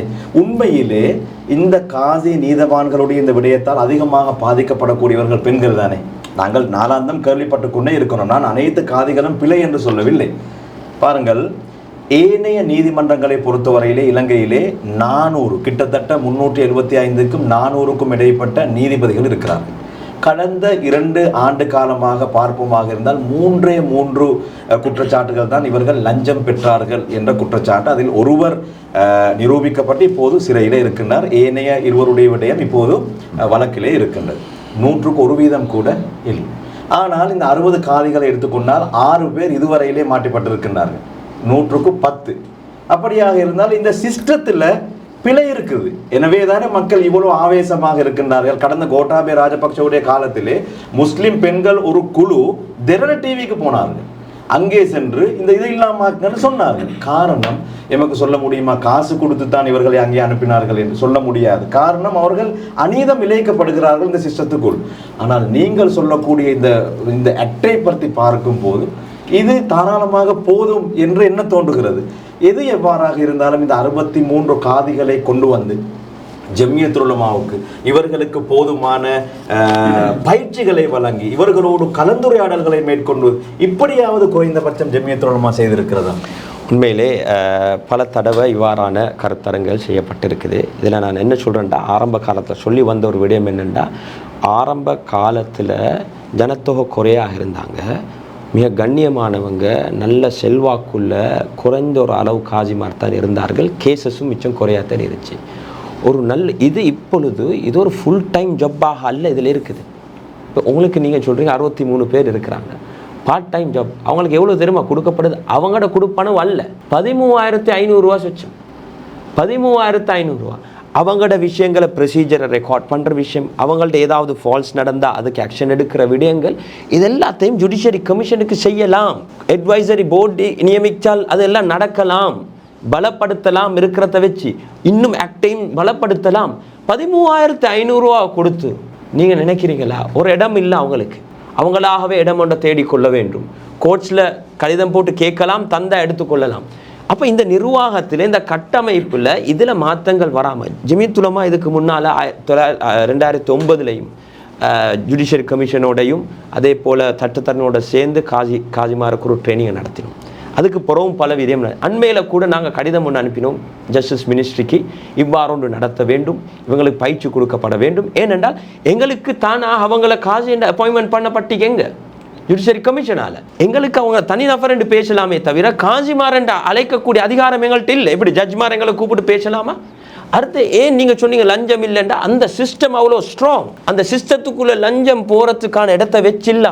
அவங்களுக்கு வாகனம் கொடுக்கப்பட்டிருக்குது, அவங்களுக்கு பாதுகாப்பு கொடுக்கப்பட்டிருக்குது, அவங்களுக்கு செக்யூரிட்டி கொடுக்கப்பட்டிருக்குது, அவங்களுக்கு இந்த சட்டம் சரியான ஸ்ட்ராங் ஆகிக்குது, அவங்க கொடுக்கப்படக்கூடிய ஜட்ஜ்மெண்ட் எல்லாம் ரிவ்யூ பண்ணப்படுது, உள்நாட்டிலையும் வெளிநாட்டுகள்லையும். இப்படியான ஒரு சிஸ்டம் இல்லை. அப்போ இந்த சிஸ்டம் இப்போ சலீம் மர்சூப், ஃபாயிஸ் முஸ்தபா சார், ஷிப்லி அசீஸ், எங்களோட முபாரக் ஹசரத் ரஹிமுல்லா, அவங்க ரிஸ்வி ஹசரத், இவங்க எல்லாம் இருந்த குழுவில் அவங்க சொல்கிறாங்க இது ஒரு மெஜிஸ்ட்ரேட் கோர்ட் மெஜிஸ்ட்ரேட் அளவுக்கு உயர்த்துங்கன்னு ப்ரொபோசல் இருக்காது, மெஜிஸ்ட்ரேட் அளவுக்கு உயர்த்துங்கண்டு. அப்போ இந்த ப்ரொபோசல் எண்டையும் யாரும் கண்டுகொள்கிறாங்க இல்லை, இதை பற்றி பேச்சு பொருளே இல்லை, கண்டுகொள்கிறாங்களும் இல்லை, இதை பேச்சு பொருளாகவும் இல்லை. அதே நேரத்தில் இதுக்குள்ளே இருக்கிற ஏராளமான நலவுகள், இதில் ஒரு ரிலீஃப் எடுத்துக்கொள்வது சரியான லேசி, சிம்பிள், செலவு பெருசாக போகிறல்ல. எந்த ஒரு இடத்துலையும் சட்டத்தில் போயிட்டு நாங்கள் நியாயத்தை எடுக்கப்போ அசௌகரியங்கள் இருக்குது. அவங்களுக்கு போயிட்டு பொது கோர்ட்டில் ஒரு லாயரை எடுத்துக்கொண்டு போயிட்டு மேரேஜ் டிவோர்ஸ் ஒன்று எடுக்க சொல்லுங்களேன். மற்ற ஜென்ரல் மேரேஜில் சட்டத்தரணிகள்கிட்ட கேளுங்க, ஒரு டிவோர்ஸை கல்யாணம் முடிச்சதுக்கு பின்னால் டிவோர்ஸ் எடுக்கிற எவ்வளோ கஷ்டம் என்று கேளுங்க.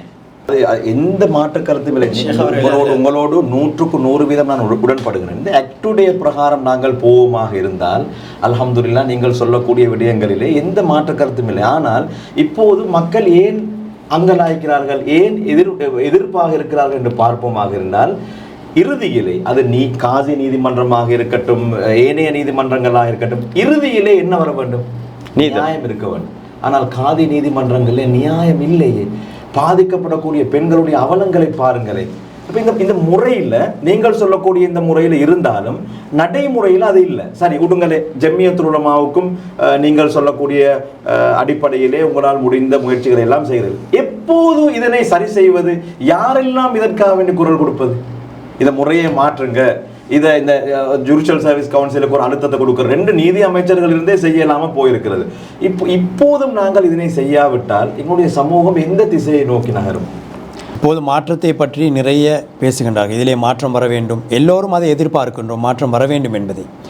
உதாரணமாக ஜம்மியத்துல் உலமாவுடைய ஃபத்வா பிரிவுக்கு வரக்கூடிய தொலைபேசி அழைப்புகள் அல்லது வரக்கூடிய கடிதங்கள், இமெயிலூடாக வரக்கூடிய விஷயங்களை நாங்கள் பார்க்கக்கூடிய நேரத்தில் நிறைய விஷயங்கள் இந்த திருமண விடயமாக வருது. அதாவது அதில் பாதிக்கப்படக்கூடியவர்கள் பெண்கள் அந்த கடிதங்கள் எழுதி அனுப்புகிறாங்க, அதே போல் ஆண்களுடைய தரப்பாலையும் அந்த கடிதங்கள் வருது. இப்படியாக இந்த மாற்றங்கள் அட்மினிஸ்ட்ரேஷன் பக்கத்தில் வரக்கூடிய காசிகள் எப்படியான தகமையுடையவர்கள் நியமிக்கப்பட வேண்டும் என்று உறுதியாக அதில் சொல்லப்பட்டு அந்த தகுதியானவர்கள் அதில் நியமிக்கப்படக்கூடிய நேரத்தில் இப்படியான பிரச்சனைகள் வாரது மிக குறைவாக இருக்குது. இப்போ எங்களுக்கு ஹசரத் அவன் சொன்ன மாதிரி எங்களுக்கு வரக்கூடிய அந்த கேள்விகளுக்கும் அவனுக்கு பதில் கொடுக்கக்கூடிய நேரத்தில் நேரடியாக அந்த காசி சபைகளையோ காதி நீதிமன்றங்களையோ எங்களுக்கு தாக்கி என்ன செய்ய இயலாது, பதில்கள் கொடுக்க இயலாது. ஏன்? அது கவர்மெண்ட்டால் நியமிக்கப்பட்டிருக்கக்கூடியது, அவங்களுக்கான விடயங்கள் கொடுக்கப்பட்டிருக்கு, இப்படித்தான் அவங்களோட விடயங்களை செய்யணும்ன்றது எங்களுக்கு ஆலோசனையாக சொல்லலாம். இருந்தாலும் ஏன் சில காதி நீதிமன்றங்களிலே காதி நீதிவான்களுடைய நடத்தைகள் சம்பந்தமாக உங்களுக்கு முறைப்பாடுகள் வரும்போது ஒரு சபையாக உங்களுக்கு ஜுடிஷியல் சர்வீஸ் கவுன்சிலுக்கு கடிதங்களை எழுத முடியாதா? இந்த காதி சம்பந்தமாக இப்படியெல்லாம் வருகிறது, தேடி பாருங்கள் என்று. இப்படியாக வரக்கூடிய நேரத்திலே மிக முக்கியமாக அந்த காசி ஃபோரம் ஒன்று இருக்கின்றது. அப்படியானவர்களோடு இது தொடர்பாக அணுகி பல வழிகாட்டல்களும் அண்மையிலே கொடுக்கப்பட்டிருக்கின்றது. குறிப்பாக அந்த காசியுடைய விடயங்கள் ஒருவருக்கு திருப்திகரமாக இல்லாவிட்டால் அல்லது அது தொடர்பான ஏதாவது முறைப்பாடுகள் அவர்கள் செய்ய வேண்டுமாக இருந்தால் அதுக்கு போர்ட் ஆஃப் காதி இருக்கின்றது. நாங்களும் அவர்களுக்கு வழிகாட்டுவோம், நீங்கள் அடுத்த கட்டமாக போர்ட் ஆஃப் காதிக்கு போக வேண்டும் என்று. அவர்கள் அதை தொடர்பு கொண்டு விட்டு உதாரணமாக கடிதம் மூலமாக அவர்கள் அனுப்ப வேண்டும். கடிதம் மூலமாக அனுப்பினாலும் 2 மாதங்கள் 3 மாதங்கள் 6 மாதங்கள் வரைக்கும் சில கேஸுகள் இருக்குது. அவங்களுக்கான பதில் கடிதங்கள் வரவில்லை அல்லது காசிமார்கள் மாற்றி அவர்களுக்கு வேறு இடங்களுக்கு கொடுக்கப்படவில்லை என்ற பல பிரச்சனைகள் அதில் இருந்து கொண்டிருக்கின்றது. உண்மையிலே அந்த போர்ட் ஆஃப் காசியிலே எங்களுக்கான ஒரு பகுதி ஆஃபீஸாக நியமிக்கப்பட்டு அதிலே வேலைகள் நடக்கின்றதா என்பது கேள்விக்குறியாக இருக்கின்றது. என்றால் நீங்கள் சொல்லக்கூடிய விடயங்களை பார்க்கும் போது அசம்பந்த போக்கோடு தான் இவர்கள் செயற்படுகிறார்கள். நான் கேட்கின்றேன், பாதிக்கப்படக்கூடியவர்கள் அப்போது யாரை நாடுவது? ஹசரத், அதாவது ஒரு ஒரு ஒரு டிஸ்ட்ரிக்ட் கோர்ட்ல நடந்த ஒரு வழக்கை ஜனாதிபதி சட்டத்தரணி அலி சப்ரி சொன்னார். கணவன் மனைவி இருவருக்கும் இடையிலே ஒரு பிரச்சனை வருகிறது. இந்த பிரச்சனையில இருந்து தப்பி எப்படியாவது ஓட வேண்டும் என்பதற்காக வேண்டி கணவர் என்ன செய்கிறாரு, ஆஸ்திரேலியாவுக்கு போவதற்கான ஏற்பாடுகளை செய்கிறார். உடனே மனைவி போய் டிஸ்ட்ரிக்ட் கோர்ட்டிலே அவருக்கு எதிராக வழக்கை போட்டு டிராவல் பேன் ஒன்றை பெற்றுக் கொடுக்கிறார். அதே மாதிரியான ஒரு விடயம் காலியிலே ஒரு முஸ்லீம் பெண்ணுக்கு நடைபெறுகிறது. இந்த பெண் காதி நீதவான் இடத்திலே சென்ற போது காதி இப்போது எனக்கு அதை செய்ய முடியாது, அது வாரக்கிழமை கோர்ட்ஸுக்கு வாங்க, வாரக்கிழமை அதுக்கு அடுத்த கிழமை ஒரு டைம் ஒன்று கொடுக்குறார். காதி நீதவான் இடத்திலே அந்த பெண் செல்லக்கூடிய நேரத்தில் இவர் யூரோப்புக்கு சென்று விடுகிறார். இப்போது பாருங்கள், ஒரே பிரச்சனை 2 நீதிகள். இப்படியான பாதிக்கப்படக்கூடிய பெண்கள் சார்பாக, அதாவது நான் உங்களை ஒரு புறம் தள்ளிவிட்டு நீங்கள் அப்படியானவர்கள், நான் கேட்கின்றேன் உங்களுடைய வகிபாகம் இதற்கு பின்னராவது எப்படி இருக்க வேண்டும்? இதிலே நாங்கள் இந்த ஒரு மாற்றத்தை, நான் ஆரம்பத்தில் சொன்ன ஒரு விவாதம் அல்ல, ஒரு மாற்றத்திற்கான ஒரு முன்மொழிவுகளை நாங்கள் செய்வதாக இருந்தால் சமூகம் எங்கே சென்று கொண்டிருக்கிறது, எப்படியான மாற்றங்களை கொண்டு வர வேண்டும்? நீங்கள் கேட்ட இந்த விடயத்தை, இந்த உதாரணத்தை எடுத்தால் அதுக்கான காரணம் என்னென்னா, கோர்ட் ஒரு 7-5 டேஸாக ஒரு முறையாக ஃபுல் டைம் ஜட்ஜஸையும் ரெஜிஸ்ட்ரார் அமைச்சும் ஃபங்க்ஷன் ஆகுது. அதுக்கு ஒரு முறை இருக்குது. அவசரமாக ஒரு இதொண்டை போட்டு மனு ஒண்டை போட்டு கேஸ் எடுக்கிறதுக்கு அவங்களுக்கு அதுக்கான சட்டத்தரணி பிடிக்கணும், பணத்தை வழங்கணும், அதுக்கான முறை ஒண்டிக்குது. இந்த காசி நீதிமன்றம் வாலண்டியராக ஃபங்க்ஷன் ஆகுது. அதான் நான் சொன்ன இந்த மாற்றம் வரணும் என்று சொல்கிறது. இந்த வாலண்டியராக ஃபங்க்ஷன் ஆகுது. 13,500 தான் கொடுக்கப்படுது. ரைட், அவருக்கு எந்தவித அழுத்தமும் இல்லை சட்ட ரீதியாக. இப்படி ஒரு கேஸ் வந்தால் உடனே அவர் ஆக்ட் பண்ணணும் என்று காசிக்கு எந்தவித அழுத்தமும் சட்டத்தில் இல்லை. அவர் அதை துஷ்பிரயோகம் செய்ததாக கருதப்பட மாட்டார். சரியா? அதே நேரத்தில் எங்கிட்ட நிறைய பேருக்கு இந்த எம்எம்டிஏ சம்பந்தமான கடந்த காலங்களிலே 20 பாராளுமன்ற உறுப்பினர்கள் 21 பாராளுமன்ற உறுப்பினர்கள் எல்லாம் இருந்தார்களே, அவர்களை நீங்கள் சந்தித்து இப்படியான பிரச்சனைகளை அலட்டி, இப்படியான விடயங்களை அழுத்தி அரசாங்கத்திற்கு சொல்லி இதற்கு நியாயங்களை ஏன் பெற்றுக்கொள்ளவில்லை? உண்மையாக இந்த விடயங்களை பேசும்போது எப்பயும் அந்த கருத்து முரண்பாடான 2-3 விஷயத்தை வச்சு அதிலே தான் வாத விவாதங்கள், பாராளுமன்ற உறுப்பினர்களாக இருக்கலாம், சமூக தலைவர்களாக இருக்கலாம், தொடர்ந்து அதே தான் பேசுகிறதே தவிர இந்த திருத்தங்கள் விடயம் சம்பந்தமாக யாருமே பேசுகிறாங்க இல்லை, வலியுறுத்துகிறாங்களும் இல்லை. அப்போ இது முஸ்லீம், இது ஜனநாயக நாடு. சார், என்னென்ன விடயங்களில் கருத்து முரண்படுகிறீர்கள்? ஜம்மியத்துல் உலமாவுக்கும் அவர்களுக்கும் இடையிலே கருத்து முரண்பாடான விடயங்கள் இருக்கின்றது என்று தானே அனைவரும் சொல்கிறார்கள். முன்னாள் நீதியமைச்சர் ரவுஃப் ஹக்கீமும் அதை தான் சொன்னார், முன்னாள் நீதியமைச்சர் அலி சப்ரியும் அதை தான் சொல்றாரு. இறுதியாக இப்போது நீங்கள் இருந்த குழுவிலே ஒரு ப்ரப்போசல் நீங்கள் தயாரித்திருக்கிறீர்கள். நீங்களே இப்போது சொன்னீர்கள் சில விடயங்களுக்கு நான் உடன்படவில்லை. இறுதியாக முன்வைக்கப்பட்ட இந்த ப்ரொபோசலிலே சாதக பாதகங்களை பற்றி சொல்லுங்கள். கடைசியாக உதாரணத்துக்கு கருத்து முரண்பாடு இருந்துச்சு 18 வயதா இல்லையாண்டு. சரி, ஆரம்ப கட்டத்தில் இலங்கை ஜமியத்துல் உலமா வயதை நிர்ணயிக்கிறதா இல்லையான்றதுல பல வாதங்கள் இருந்துச்சு. இறுதியாக நாங்கள் உடன்பட்டிருக்கிறோம், திருமணத்திற்கு வயது 18 தான். ஆனால் 16க்கும் 18க்கும் இடையில காதியுடைய அனுமதியோட திருமணம் முடிக்கலாம். அதை நாங்கள் ஏற்றுக்கொண்டிருக்கிறோம். அதுக்கு எந்தவித இப்ப அதை உடன்பட்டிருக்கிறோம். 2வது விடயம், திருமண வயதில்லை பிரச்சனை இனி இல்ல. 16க்கும் 18 இடையில காதியுடைய அனுமதியோட தங்கடம் என்று சொன்னால், இப்ப நாட்டுடைய சட்டத்தை அவர்கள் மாத்தினார்கள் என்றால் என்ன சொல்றார்கள்? 16 வயதுக்கு பின்னால அவருக்கு விரும்பினால் ஒரு நபருக்கு பாலியல் உறவுல இருக்கலாம் என்று இருக்கு.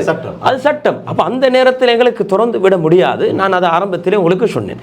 2வது விடயம் தான் இந்த வலியுடைய விவகாரம். இந்த வலியுடைய விவகாரத்தில் 3 மதுஹபும் உலகத்திற்கிற மெஜாரிட்டி உலமாக்களும் ஒரு நிலப்பாட்டில் இருக்கிறாங்க.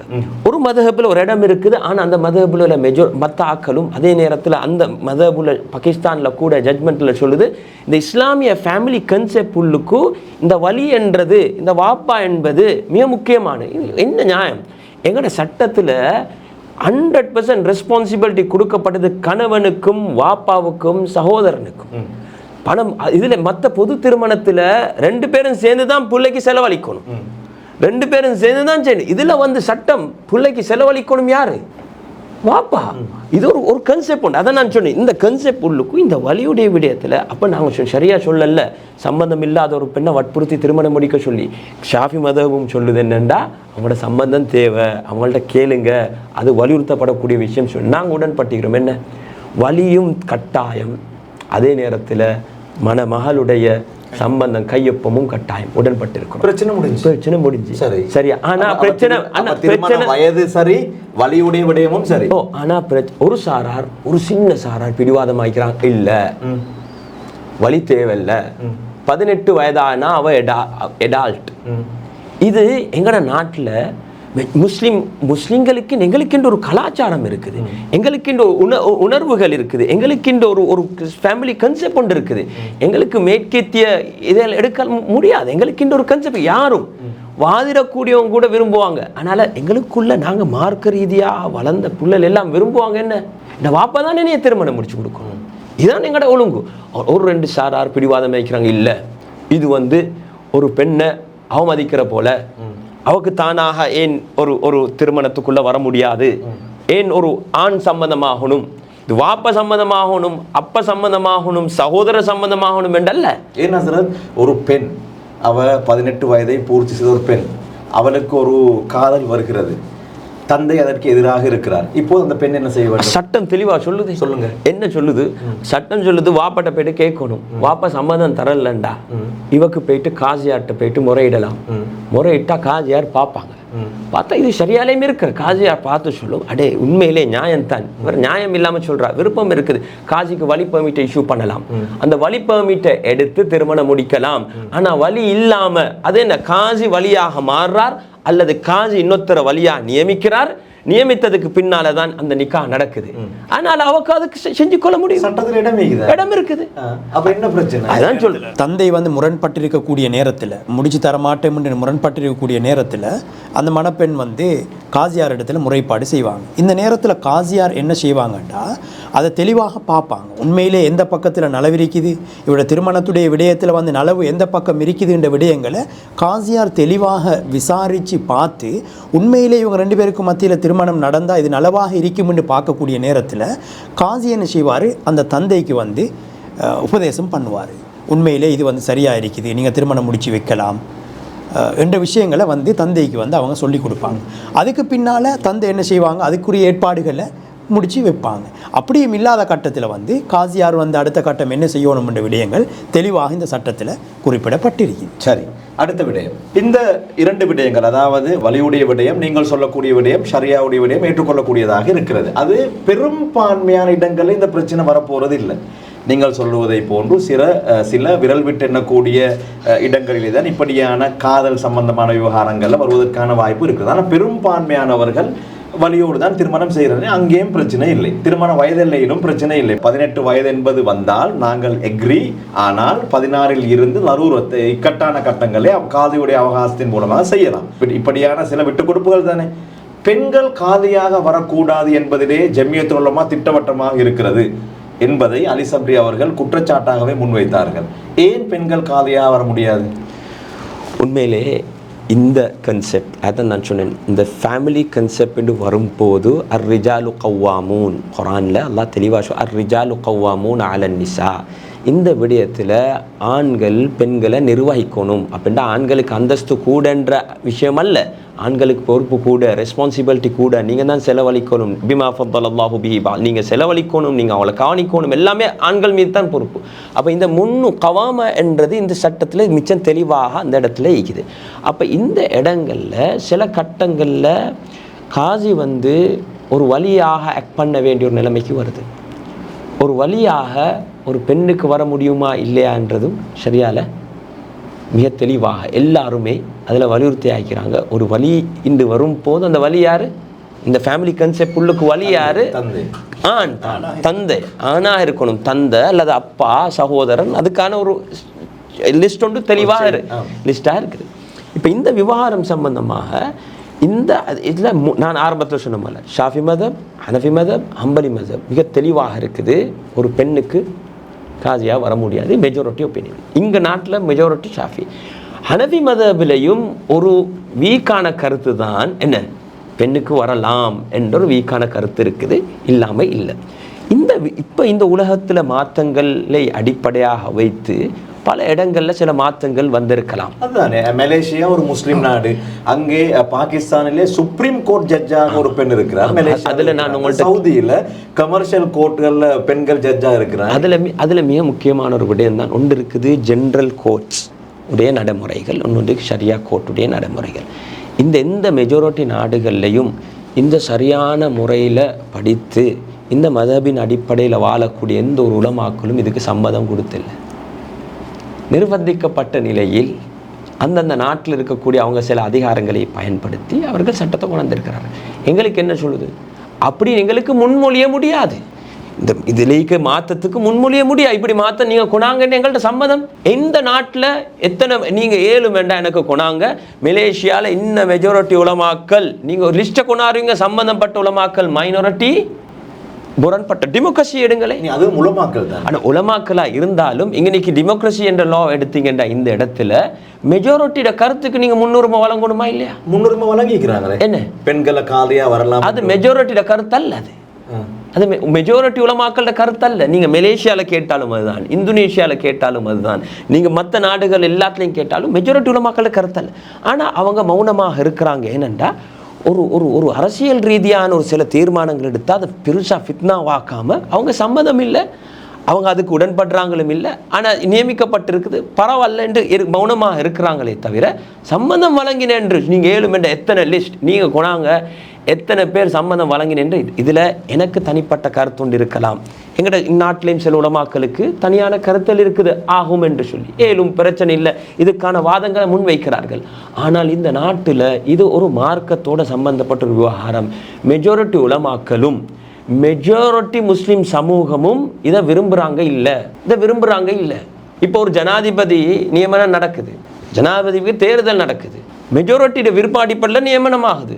ஒரு மைனாரிட்டி அதுக்கு விருப்பம் இல்லையா? விருப்பம் இல்லை. இந்த அடிப்படையில் நீங்கள் சொல்கிறீங்க மெஜாரிட்டி இதை விரும்புகிறாங்க இல்லைன்னு, அதுக்கு வேண்டுமென்றா உங்களுக்கு ஒரு இதுக்கு போகலாம். என்னென்ன ஹசரத், இந்த பெண்கள் காதியுடைய விவகாரத்தை வைத்துக்கொண்டு இந்த சட்டத்தையே மாற்றாமல் இத்தனை அநியாயங்களும் நடந்து கொண்டு இருக்கு. அது யார் செய்கிறாங்க? அது யார் மாற்றாமல் இருக்கிறாங்க? ஜுடிஷியல் சர்வீஸ் கவுன்சில் அல்ல, அதை ஜுடிஷியல் சர்வீஸ் கவுன்சிலுக்கு மாற்றி கொடுக்கணுமே. சரி, அதுக்கு அந்தந்த காலம் வரக்கூடிய அரசாங்கங்கள் பொறுப்பு. சரி, நான் சொல்கிறேன், இப்போ வரக்கூடிய அமைச்சர்கள் சொல்லக்கூடிய விடயம் முஸ்லீம் சமூகமே இதற்குள் ஒன்றுபட்ட முடிவில் இல்லை. சில விட்டு கொடுப்புகளை செய்து அல்லது சில நிபந்தனைகள் மூலமாக நீங்கள் சொல்கிறீர்கள் ஒரு பெண்ணுக்கு காதியாக வர முடியாத காரணம் வலியுடைய விடயத்திலே அவருக்கு பிரச்சனை வருது. சரி, அதுக்கு தீர்வு நாங்கள் வழங்கியிருக்கிறோம். சரி, என்ன தீர்வு வேண்டாம், நாங்கள் சொல்கிறோம் என்னென்னா ஒவ்வொரு காலேஜ் டிவிஷன்லையும் சரியா எஸ்எஸ்எஸ்மார் ஜூரியாக கட்டாயம் 3 பேர், அதில் 2 பேர் கட்டாயம் பெண்கள் இருக்கணும் என்ற ஒரு தீர்வு கொடுத்துருக்கிறோம். சரி, அதே நேரத்தில் நாங்கள் சொல்கிறோம் என்னென்னா இந்த விவகாரம் சம்பந்தமாக இதனால் மற்றொரு திருத்தத்தையும் செய்யாமல் இருக்க வானம்.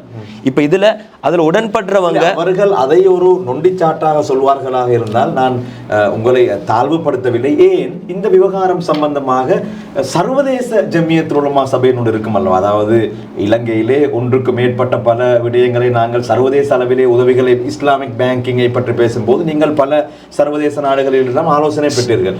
ஏன் இந்த பெண்களை காதியாக நியமிக்கும் இந்த விடயத்தினை அப்படியான முயற்சிகள்? சர்வதேச எந்த ஒரு ஃபத்வா கவுன்சிலையும் இண்டிபெண்டாக ஃபங்க்ஷன் ஆகிற ஃபத்வா கவுன்சில், நல்ல நினைவுங்க, ஃபத்வா கவுன்சில் சர்வதேசத்தில் 2 முறையில் இருக்குது. ஒன்று அரசால் நியமிக்கப்பட்ட ஃபத்வா கவுன்சில், ஸ்டேட் ஃபத்வா கவுன்சில். அதே போல் இண்டிபெண்டாக உலமாக்கல்னாலே நியமிக்கப்பட்டு இயங்கக்கூடிய ஃபத்வா கவுன்சில். எதிலேயுமே இந்த விவகாரத்துக்கு ஃபர்ஸ்ட் ஆப்ஷனாக யாருமே ஒரு தீர்வாக வழங்க மாட்டார்கள். அதில் ஒரு கேள்வி கேட்டால் ஒரு அரசில் வற்புறுத்தெல்லாம் அவங்க நியமிச்சிட்டாங்க, அப்போ அவட ஜட்ஜ்மெண்ட் செல்லுபடி ஆகுமா இல்லையான்றதுக்கு சில பதில்கள் இருக்குதே தவிர நியமிக்கிற விஷயத்தில் நீங்கள் தேவபந்தை கேட்கலாம், அல்லாஹ் கேட்கலாம், நீங்கள் இங்கே உலகத்தில் இருக்கிற எந்த ஃபத்வா கவுன்சிலருக்கு போகலாம், இண்டிபெண்டாக ஃபங்க்ஷனை அவங்க யாருமே அதை ஒரு அட்வைஸராக என்கரேஜ் பண்ணக்கூடிய ஒரு ஆப்ஷனாக சொல்கிறாங்க. இல்லை, அதை எங்களுக்கு டிஸ்கஸ் பண்ணலாமே, அதை எங்களுக்கு டிஸ்கஸ் பண்ணலாம். அப்படி போனால் எங்களுக்கு மெஜாரிட்டி உலமாக்களுடைய கருத்து உள்வாங்கலாம். நான் என்ன இதுக்கு ஒரு தீர்வு எங்களுக்கு இது பாருங்கள், இதில் ஒரு வாதம் ஆண் காஜியாக இருக்கிறதா பெண் காஜியாக இருக்கிறதா இல்லை. இன்னைக்கு இந்த சிஸ்டம் மாறாமல், காஜி சிஸ்டத்தில் மாற்றம் வராமல், ஒரு ஆண் இருந்தாலும் பிரச்சனை, ஒரு பெண் வந்தாலும் பிரச்சனை, ரைட்? இல்லை, அதனால் மாற்றக்கூடியவர்கள் சொல்லக்கூடிய காரணம், நீங்கள் முதலிலே இந்த சில்லறை பிரச்சனைகளை தீர்வு செய்து கொண்டு வாருங்கள், நாங்கள் சட்டத்தை நாங்கள் தீர்வு செஞ்சுக்கிறோமே. இல்லை, இப்ப பெண்கள் இதனை தூக்கி பிடித்து கொண்டு ஆடுவார்களே, எமக்கான வாய்ப்பு இங்கே இல்லாமல் ஆகிறது, நாம் என்ன செய்வது, எமக்கும் உலமாக்கல் வழிகாட்டு. இப்ப அதுக்கு தீர்வு நாங்கள் வழங்கியிருக்கிறது. இப்பொழுது வழங்கப்பட்டிருக்க 2 பெண்களை எஸ்எஸ்ஆராக ஜூரிகளாக அல்லது ஒரு பெனலை நியமித்து அதில் 2 பேராக நீங்கள் நியமிங்கன்றத்தில் நாங்கள் உடன்பட்டிருக்கிறோம். இப்போயாவது அந்த ஒரு கருத்து ஒரு நான் உங்கள்கிட்ட கேட்குறேன், எல்லாத்தையும் விடுங்க, யார் சரி யார் பிள்ளைன்றதை விட்டுட்டு எல்லாத்துக்கும் ஒரு முறை ஒன்றைக்கு தீர்க்கக்கூடிய ஒரு முறை ஒன்று. சுப்ரீம் கோர்ட்டில் போயிட்டு ஜட்ஜ்மெண்ட்டுக்கு போயிட்டு தீர்க்கணும், இல்லாட்டி ஜனநாயக முறையில் ஒரு வாக்குக்கு போயிட்டு தீர்க்கணும். இதில் ஒரு சின்ன மைனாரிட்டி விருப்பம் இல்லை. இப்போ ஒரு சின்ன மைனாரிட்டி விருப்பம் இல்லை இந்த ஜனாதிபதிக்கு. சிலர் சொல்லலாம் மெஜாரிட்டி உண்டு, மைனாரிட்டி ஜனாதிபதி உண்டு. ஏன் 151 எடுக்கவும் இல்லை அப்படின்னு சொல்லி அவருக்கு அதிகாரம் கொடுக்கலையா? தீர்வுக்கு முறை இருக்குது, ஏன் அந்த தீர்வுக்கு போகாமல் இருக்கிறாங்க? இது பிடிவாதம். இதில் யாருக்கும் அவங்களுக்கு இந்த விவகாரத்தில் பாதிக்கப்படுறவங்களை பற்றி கவலை அல்ல. சில சிந்தனையில் வச்சு இந்த என்னை மேற்கத்திய சிந்தனையில் வச்சு இந்த இடத்துக்கு நாங்கள் வரும் வரைக்கும் நாங்கள் விட்டு கொடுக்கமா, அப்படி இருக்கவானோம். 2 சாரா இருக்கு, நாங்கள் எல்லாரும் எங்களை உட்பட நாங்கள் சொல்கிறோம். அப்போ இங்கே இந்த இடத்துக்கு வந்திருக்கிறோம். அப்போ இந்த இடத்துக்கு வந்திருக்கிறதுனால அது ஒரு நல்ல ஒரு ஆப்ஷன். ரெஜிஸ்டர்களாக இந்த ஆக்டில் சொல்லுது, ரெஜிஸ்டர்களாகவும் ஆண்கள் தான் இருக்கணும். உண்மையிலே எங்கள்ட நிக்காகள் பள்ளியில் நடக்குது. பெண்ணுக்கு சில காலங்களில் மஸ்ஜிதுக்கு வார போகிற தங்கடங்கள் இருக்குது. எங்களோட லைஃப் ஸ்டைல் இப்போ வெளிநாட்டுகளில் பெண்கள் வாராங்க மஸ்ஜிதுக்கு, பெண்கள் வரத்துக்கு தடை இல்லை மார்க்கத்தில் சில, ஆனால் அதை வரவேற்கிறல்ல. ஏண்டா அவங்களுக்குன்னு வேறு பொறுப்பு இருக்குது, யாரும் தடை செஞ்சில்லை, நான் வரவேற்கிறல்ல. நீங்கள் வீட்டில் தொழுகிறது தான் ஏற்றம், உங்களுக்கு ஹதீஸாக தான் சொல்லுது.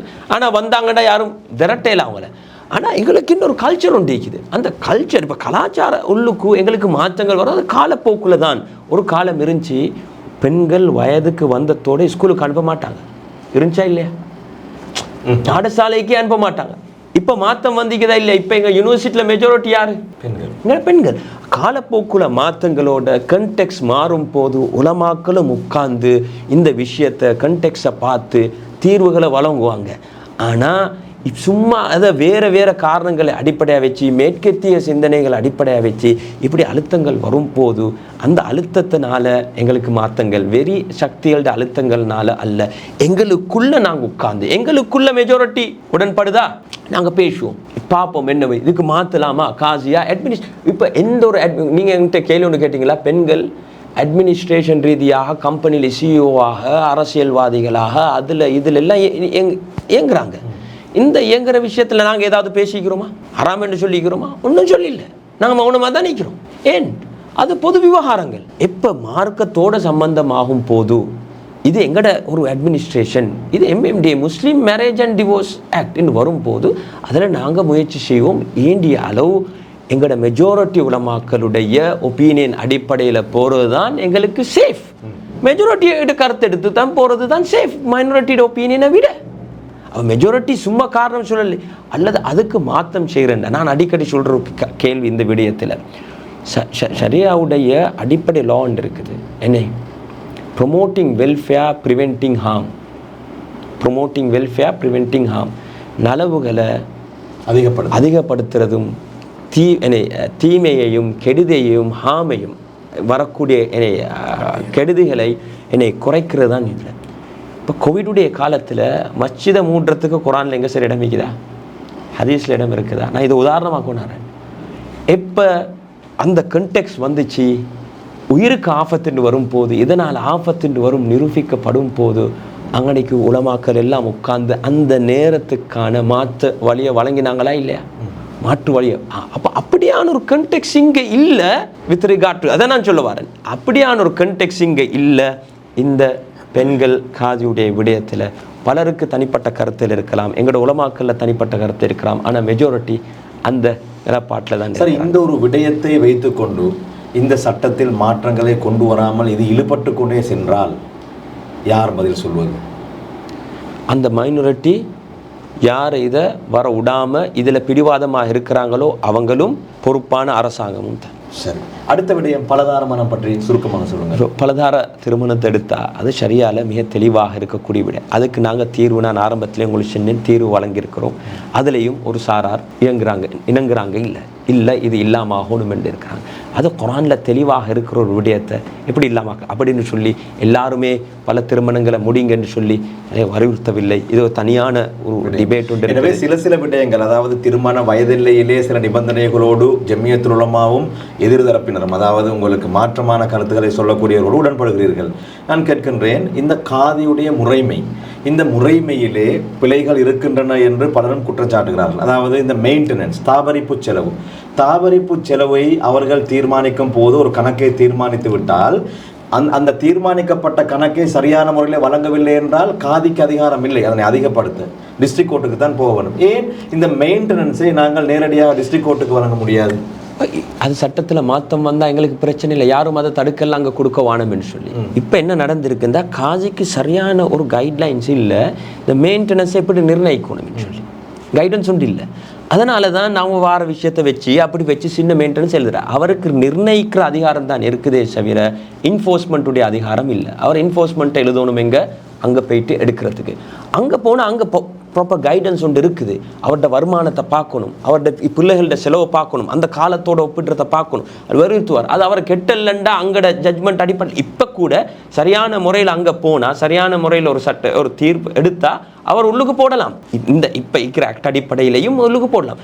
ஆனால் இதில் உள்ள மெயின் இஷ்யூ என்னென்னா, இந்த காஜி சிஸ்டம், இந்த வாலண்டியர் சிஸ்டம் என்றதுலேருந்து மாறி ஒரு பலமான அவங்க வகை சொல்லணுமான ஒரு முறையில் அது வரும் போது, ஃபுல் டைமாக வரும் பட்சத்தில் தான். இப்போ நான் அந்த குழுவில் இருந்தேன். அப்படியான எங்களோட மினிஸ்டர் அலி சாபில் சொன்னதை போல் நிறைய முற்போக்கான அந்த சிஸ்டத்தில் காஜி சிஸ்டத்தை பாதுகாத்து கொண்டு அதில் கொண்டு குவாலிஃபைடான சரியான ஃபுல் டைம் சம்பளம் கொடுக்கறதுக்கு ஒரு முன்மொழியும் அதில் இருக்குது.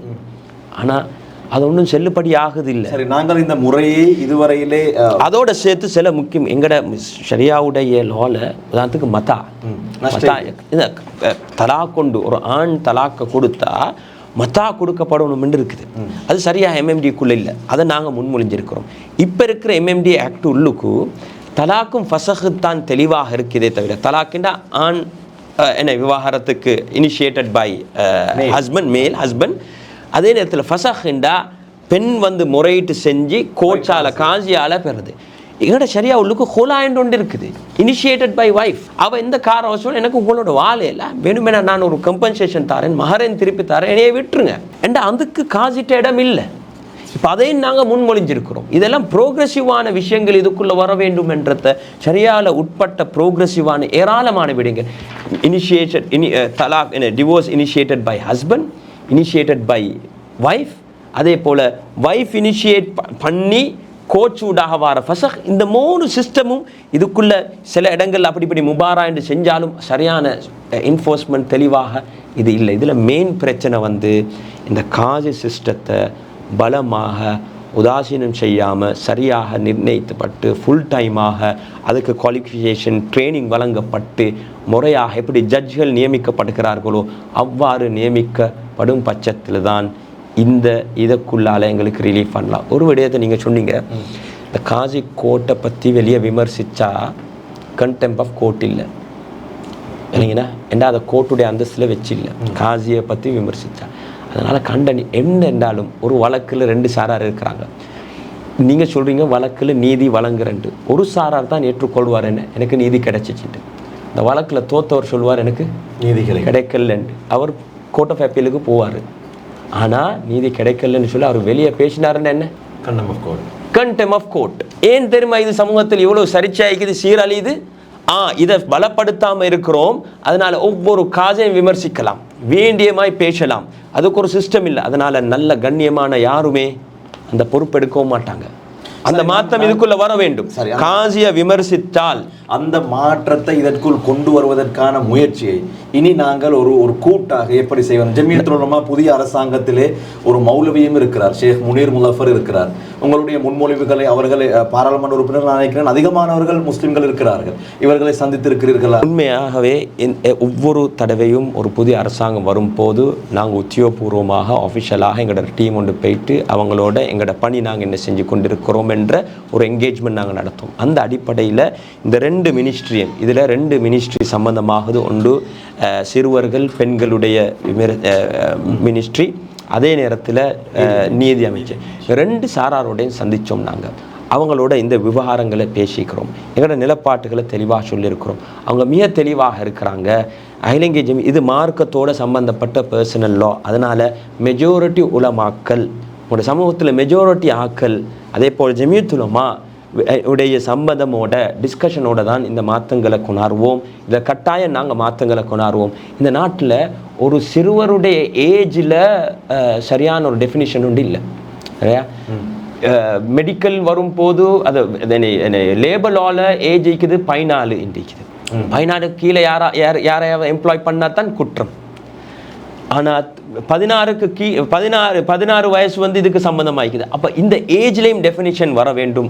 ஒரு சிறுவரண்ட யாரண்ட டெஃபினிஷனும் சரியாக வர வேண்டும். இதில் நாங்கள் எங்கேஜ் ஆகிறோம். நீங்கள் கேட்டீங்க ஒரு பிரதி அமைச்சர் இருக்கிறார் என்று. உண்மையிலே இந்த அரசாங்கத்தை பொறுத்த வரையில் அவங்க பெரிய எதிர்பார்ப்புகள் பல வாக்குகளை கொடுத்து வந்திருக்கிறார்கள். இந்த நேரத்தில் அவங்களோட ப்ரையாரிட்டி வந்து இந்த அமெண்ட்மெண்ட்கள் அல்ல. நான் பார்க்குற வகையில் இந்த பொருளாதார நெருக்கடி இருக்குது, அந்த பிரச்சனை இந்த பிரச்சனை, அந்த ப்ரையாரிட்டியில் தான் அவர்கள் இயங்கிக் கொண்டிருக்கிறார்கள். சந்தித்தீர்களே முஸ்லிம் சமூகத்தின் பிரச்சனைகளை சந்தித்து விஜித்த ஏராத்தோடு எல்லாம் நீங்கள் பேசிய புகைப்படங்கள் எல்லாம் வந்தன. அந்த சந்திப்புகளில் போய்வற்றை நீங்கள் சொல்ல வேண்டும். உண்மையிலே அந்த நேரத்தில் எந்த பிரச்சனை முஸ்லிம் சம்பந்தம் அது உண்மையிலே நான் வரவேற்கிறோம். அது ஒரு டயலாக் கொண்டு துறப்பட்டிருக்குது. சிவில் சமூக தலைவர்கள், சிவில் அமைப்புகள், அகிலங்கை ஜமியத்துல் உலமா எல்லாரும் சேர்ந்து நாங்கள் டிஸ்கஸ் பண்ணுறோம். இதில் பல விடயங்களை பேசிட்டு வரோம். மஸ்ஜிதுகள், மூடப்பட்ட மஸ்ஜிதுகளுடைய விஷயம், இந்த நாட்டுக்கு இறக்குமதி செய்யக்கூடிய இஸ்லாமிய புத்தகங்களுடைய விவகாரங்கள், அதே நேரத்தில் யூனிவர்சிட்டியில் படிக்கக்கூடிய மாணவிகளுடைய விவகாரம், இப்படி பல விடயங்கள். அதில் ஒரு பாயிண்டாக இது இருக்க தான் செய்யுது. இதில் உண்மையிலே பல சிவில் அமைப்புகளும் முயற்சிக்கிறார்கள். YMMA ஆகிக்கலாம், இன்னும் NSC-ஆக இருக்கலாம், இன்னும் வேறு நிறைய அமைப்பு RPSL-ஆக இருக்கலாம். இவங்க எல்லாரும் முயற்சிக்கிறாங்க.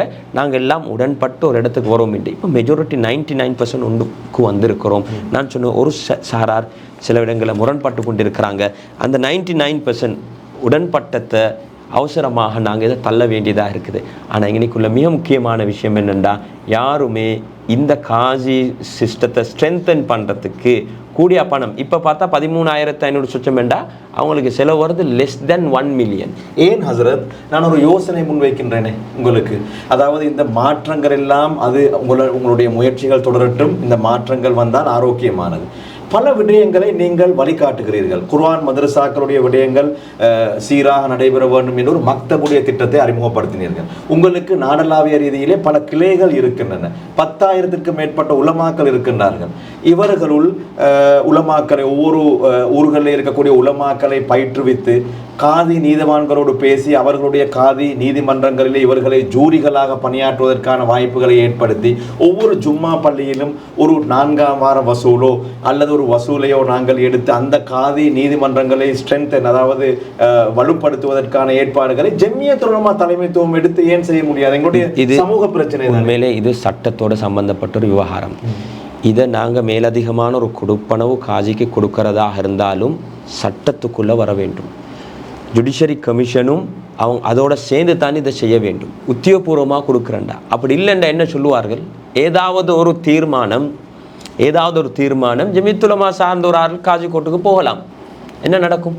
நல்ல இது லேசாக இந்த ஒரு ஒன்று இருக்குது. நாங்கள் சமூக சேவை ஒன்று செய்கிறோம், ஒருத்தர் நிர்ணயிக்கிறோம், அவருக்கு சம்பளம் கொடுக்குறோம். இது அப்படி அல்ல. இது ஒரு கோர்ட் சிஸ்டத்துக்குள்ள சம்பந்தமாக இருக்குது.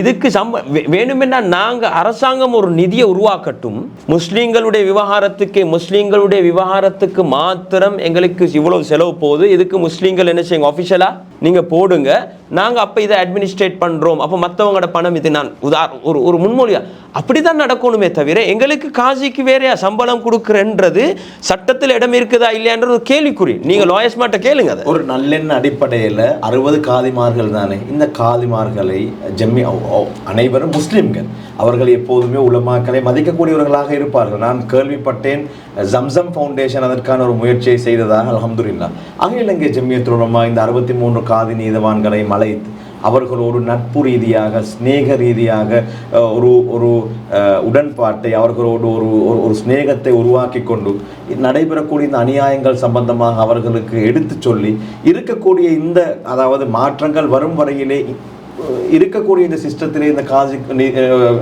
நீதிமன்றங்களை சரியாக செய்வதற்கான ஏற்பாடுகளை யாரும் செய்யலாம். உண்மையிலே நீங்கள் உங்களோட கருத்தை நாங்கள் வரவேற்கிறோம். இதுக்கு முன்னால் நான் ஆரம்ப சொன்னமாய் காலகாலம் சில காலங்களில் செய்யாமல் நடந்திருக்குது, தொடர்ச்சியாக நடக்கல, ஆனால் நடந்திருக்குது.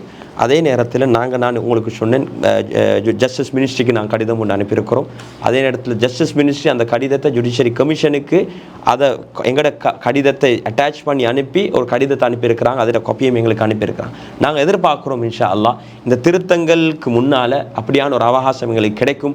சட்ட ரீதியாக அதை செய்யும் போது ஜுடிஷியரி கமிஷனோட இணைஞ்சு தான் நாங்கள் இந்த விடயத்தை செய்ய வேண்டும். ஏனென்றால் இது ஒரு லாவோட சம்பந்தப்பட்ட விஷயம்,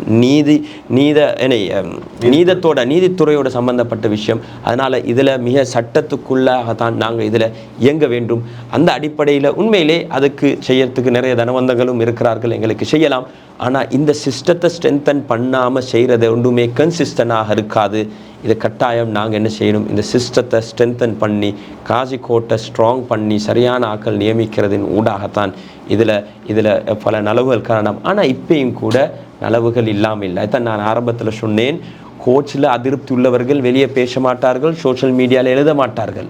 ஏன்னா அதுக்கு முறை இருக்குது. அதுக்கு மேலே பேசினா அவங்க கண்டெம்ப் ஆஃப் கோர்ட். ஏன் இது சீரழியுதுண்டா?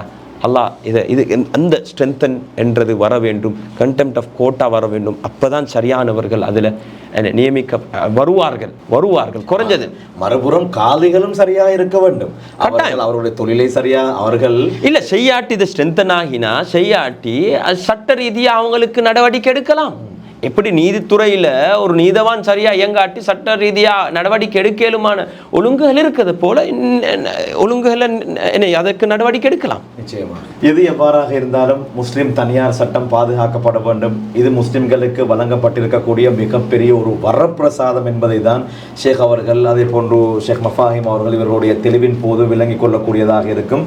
இந்த காதி முறைமைக்குள்ளே பல நியாயமான விடயங்கள் இருக்கின்றன. இந்த முறைமையை சரியான முறையிலே காதிகள் புரிந்திருக்கிறார்களா என்பதுதான் கேள்வியாக இருக்கின்றது. எனவே இலங்கையிலே 63 அல்லது 65 காதி நீதிமன்றங்கள் இருக்கின்றன. தயவு செய்து காதிகளே, அல்லாஹ்வுக்காக வேண்டி உங்களுடைய பணியை சரியாக செய்யுங்கள். ரொம்ப நல்ல செய்யக்கூடிய காதிகள் இருக்கின்றார்கள். ஓரிருவர் செய்யக்கூடிய விடயம் ஒட்டுமொத்த சமூகத்தை பாதிக்கக்கூடியதாக இருக்கின்றது.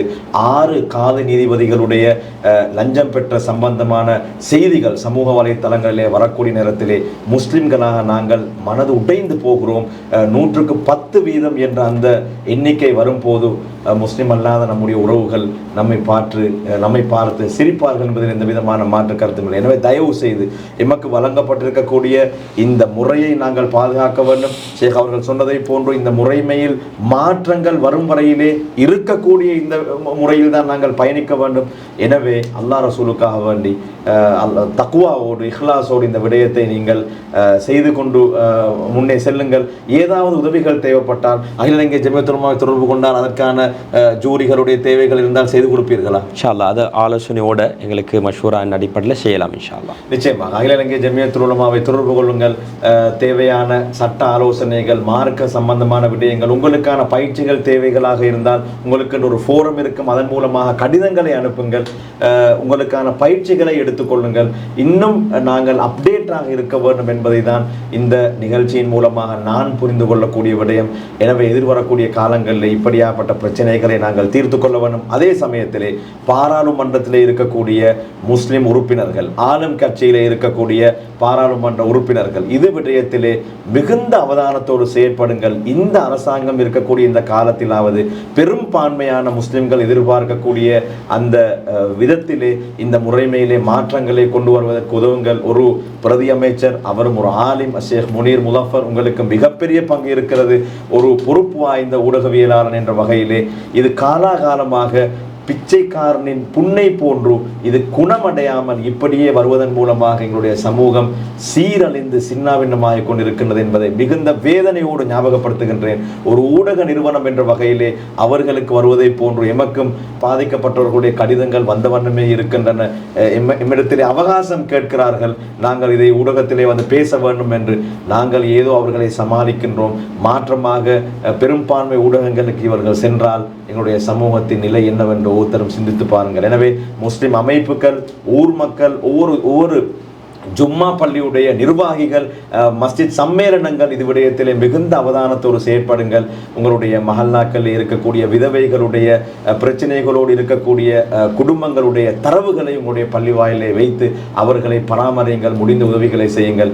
இன்ஷா அல்லாஹ் எதிர்வரக்கூடிய காலத்திலே அகில இலங்கை ஜம்மியத்துல் உலமா முழுமையாக இப்போது இந்த புதிய மாற்றத்திற்கான ஏற்பாடுகள் இறங்கி இருக்கின்றது என்ற அவர்களுடைய செய்தி ரொம்பவே சந்தோஷமான ஒரு செய்தியாக இருக்கின்றது. எதிர்வரக்கூடிய காலங்களிலே மாற்றங்கள் வர வேண்டும் என்ற மாற்றத்தை ஆதரவு வைத்தவனாக இன்றைய இந்த நிகழ்ச்சியில் இருந்து விடைபெற்றுக் கொள்கின்றேன். இன்றைய நாளில் எங்களுடைய அழைப்பை ஏற்று எங்களுடைய கலையகத்திற்கு வந்து என்னுடைய எல்லா வினாக்களுக்கும் பதில்களை வழங்கிய அகில இலங்கை ஜம்மியத்துல் உலமாவின் பொதுச் செயலாளர் ஷேக் ஹர்கம் நூராமித் அவர்களுக்கும், அகில இலங்கை ஜம்மியத்துல் உலமாவின் ஃபத்வா குழுவின் சிரேஷ்ட ஒருங்கிணைப்பாளர் ஷேக் மஃபாஹிம் ஹசனி அவர்களுக்கும் நன்றிகளை தெரிவித்துக் கொள்கின்றேன். ரொம்ப நன்றி இருவருக்கும். பாரக்கல்லாஹ் ஃபீக். இந்த அளவில் இன்றைய நிகழ்ச்சியை நாங்கள் நிறைவுக்கு கொண்டு வருகின்றோம். உங்களுடைய கருத்துக்கள் இருந்தால் அதை கண்ணியமான முறையிலே நீங்கள் கமெண்ட் பகுதியிலே பதிவிடுங்கள். அஸ்ஸலாமு அலைக்கும் வரஹ்மத்துல்லாஹி வபரகாத்துஹு. வேலை தேடி தேடி களைத்து விட்டீர்களா? உங்களுக்கு மேலதிக கொடுப்பனவு மற்றும் வசதிகள் உள்ள வேலைகள் கிடைக்கவில்லையா? இதோ ஓர் அரிய வாய்ப்பு. 500க்கும் மேற்பட்ட ஆண் பெண் வேலை வாய்ப்பு வெற்றிடங்கள். Colourful fashion private limited, embroider machine இயக்குநர்கள், ஜூக்கி மெஷின் இயக்குநர்கள், லேசர் மெஷின் இயக்குநர்கள், தரம் சரிபார்ப்பவர்கள் மற்றும் ஆண் பெண் உதவியாளர்கள் என பல தரத்திலான வேலை வாய்ப்புகள். முன் அனுபவம் தேவையில்லை. இணைந்து கொண்டவுடன் பயிற்சிகளுடன் வேலை மற்றும் சம்பளம். மாதம் 55,000 ரூபாய் முதல் 60,000 ரூபாய் வரை சம்பளம். நாளாந்தம் 10 மணி நேர வேலை. ஞாயிறு மற்றும் போய நாட்களில் விடுமுறை. மேலதிக நேர கொடுப்பனவுகள், வருடாந்த பரிசுகள் மற்றும் சுற்றுலா பயணங்கள், ஊக்க ஊதிய கொடுப்பனவுகள், தயாரிப்பு ஊக்க தொகைகள், இலவச தங்குமிட வசதிகள், குறித்த தினத்தில் சம்பளம். நேர்முக பரீட்சை காத்தாங்குடி, மட்டக்களப்பு, ஹட்டன், தலவாக்கலை, கொழும்பு மற்றும் புத்தளம் ஆகிய பிரதேசங்களில் நடைபெறும். மேலதிக விவரங்களுக்கு அழையுங்கள் 0757 059 547 அல்லது 0771 970 181 அல்லது 0775 045 911. கலர்ஃபுல் ஃபேஷன் பிரைவேட் லிமிடெட், இலக்கம் 570 கீழ் 15, வெரலத்துடுவ வீதி, மாபோலவத்தலை.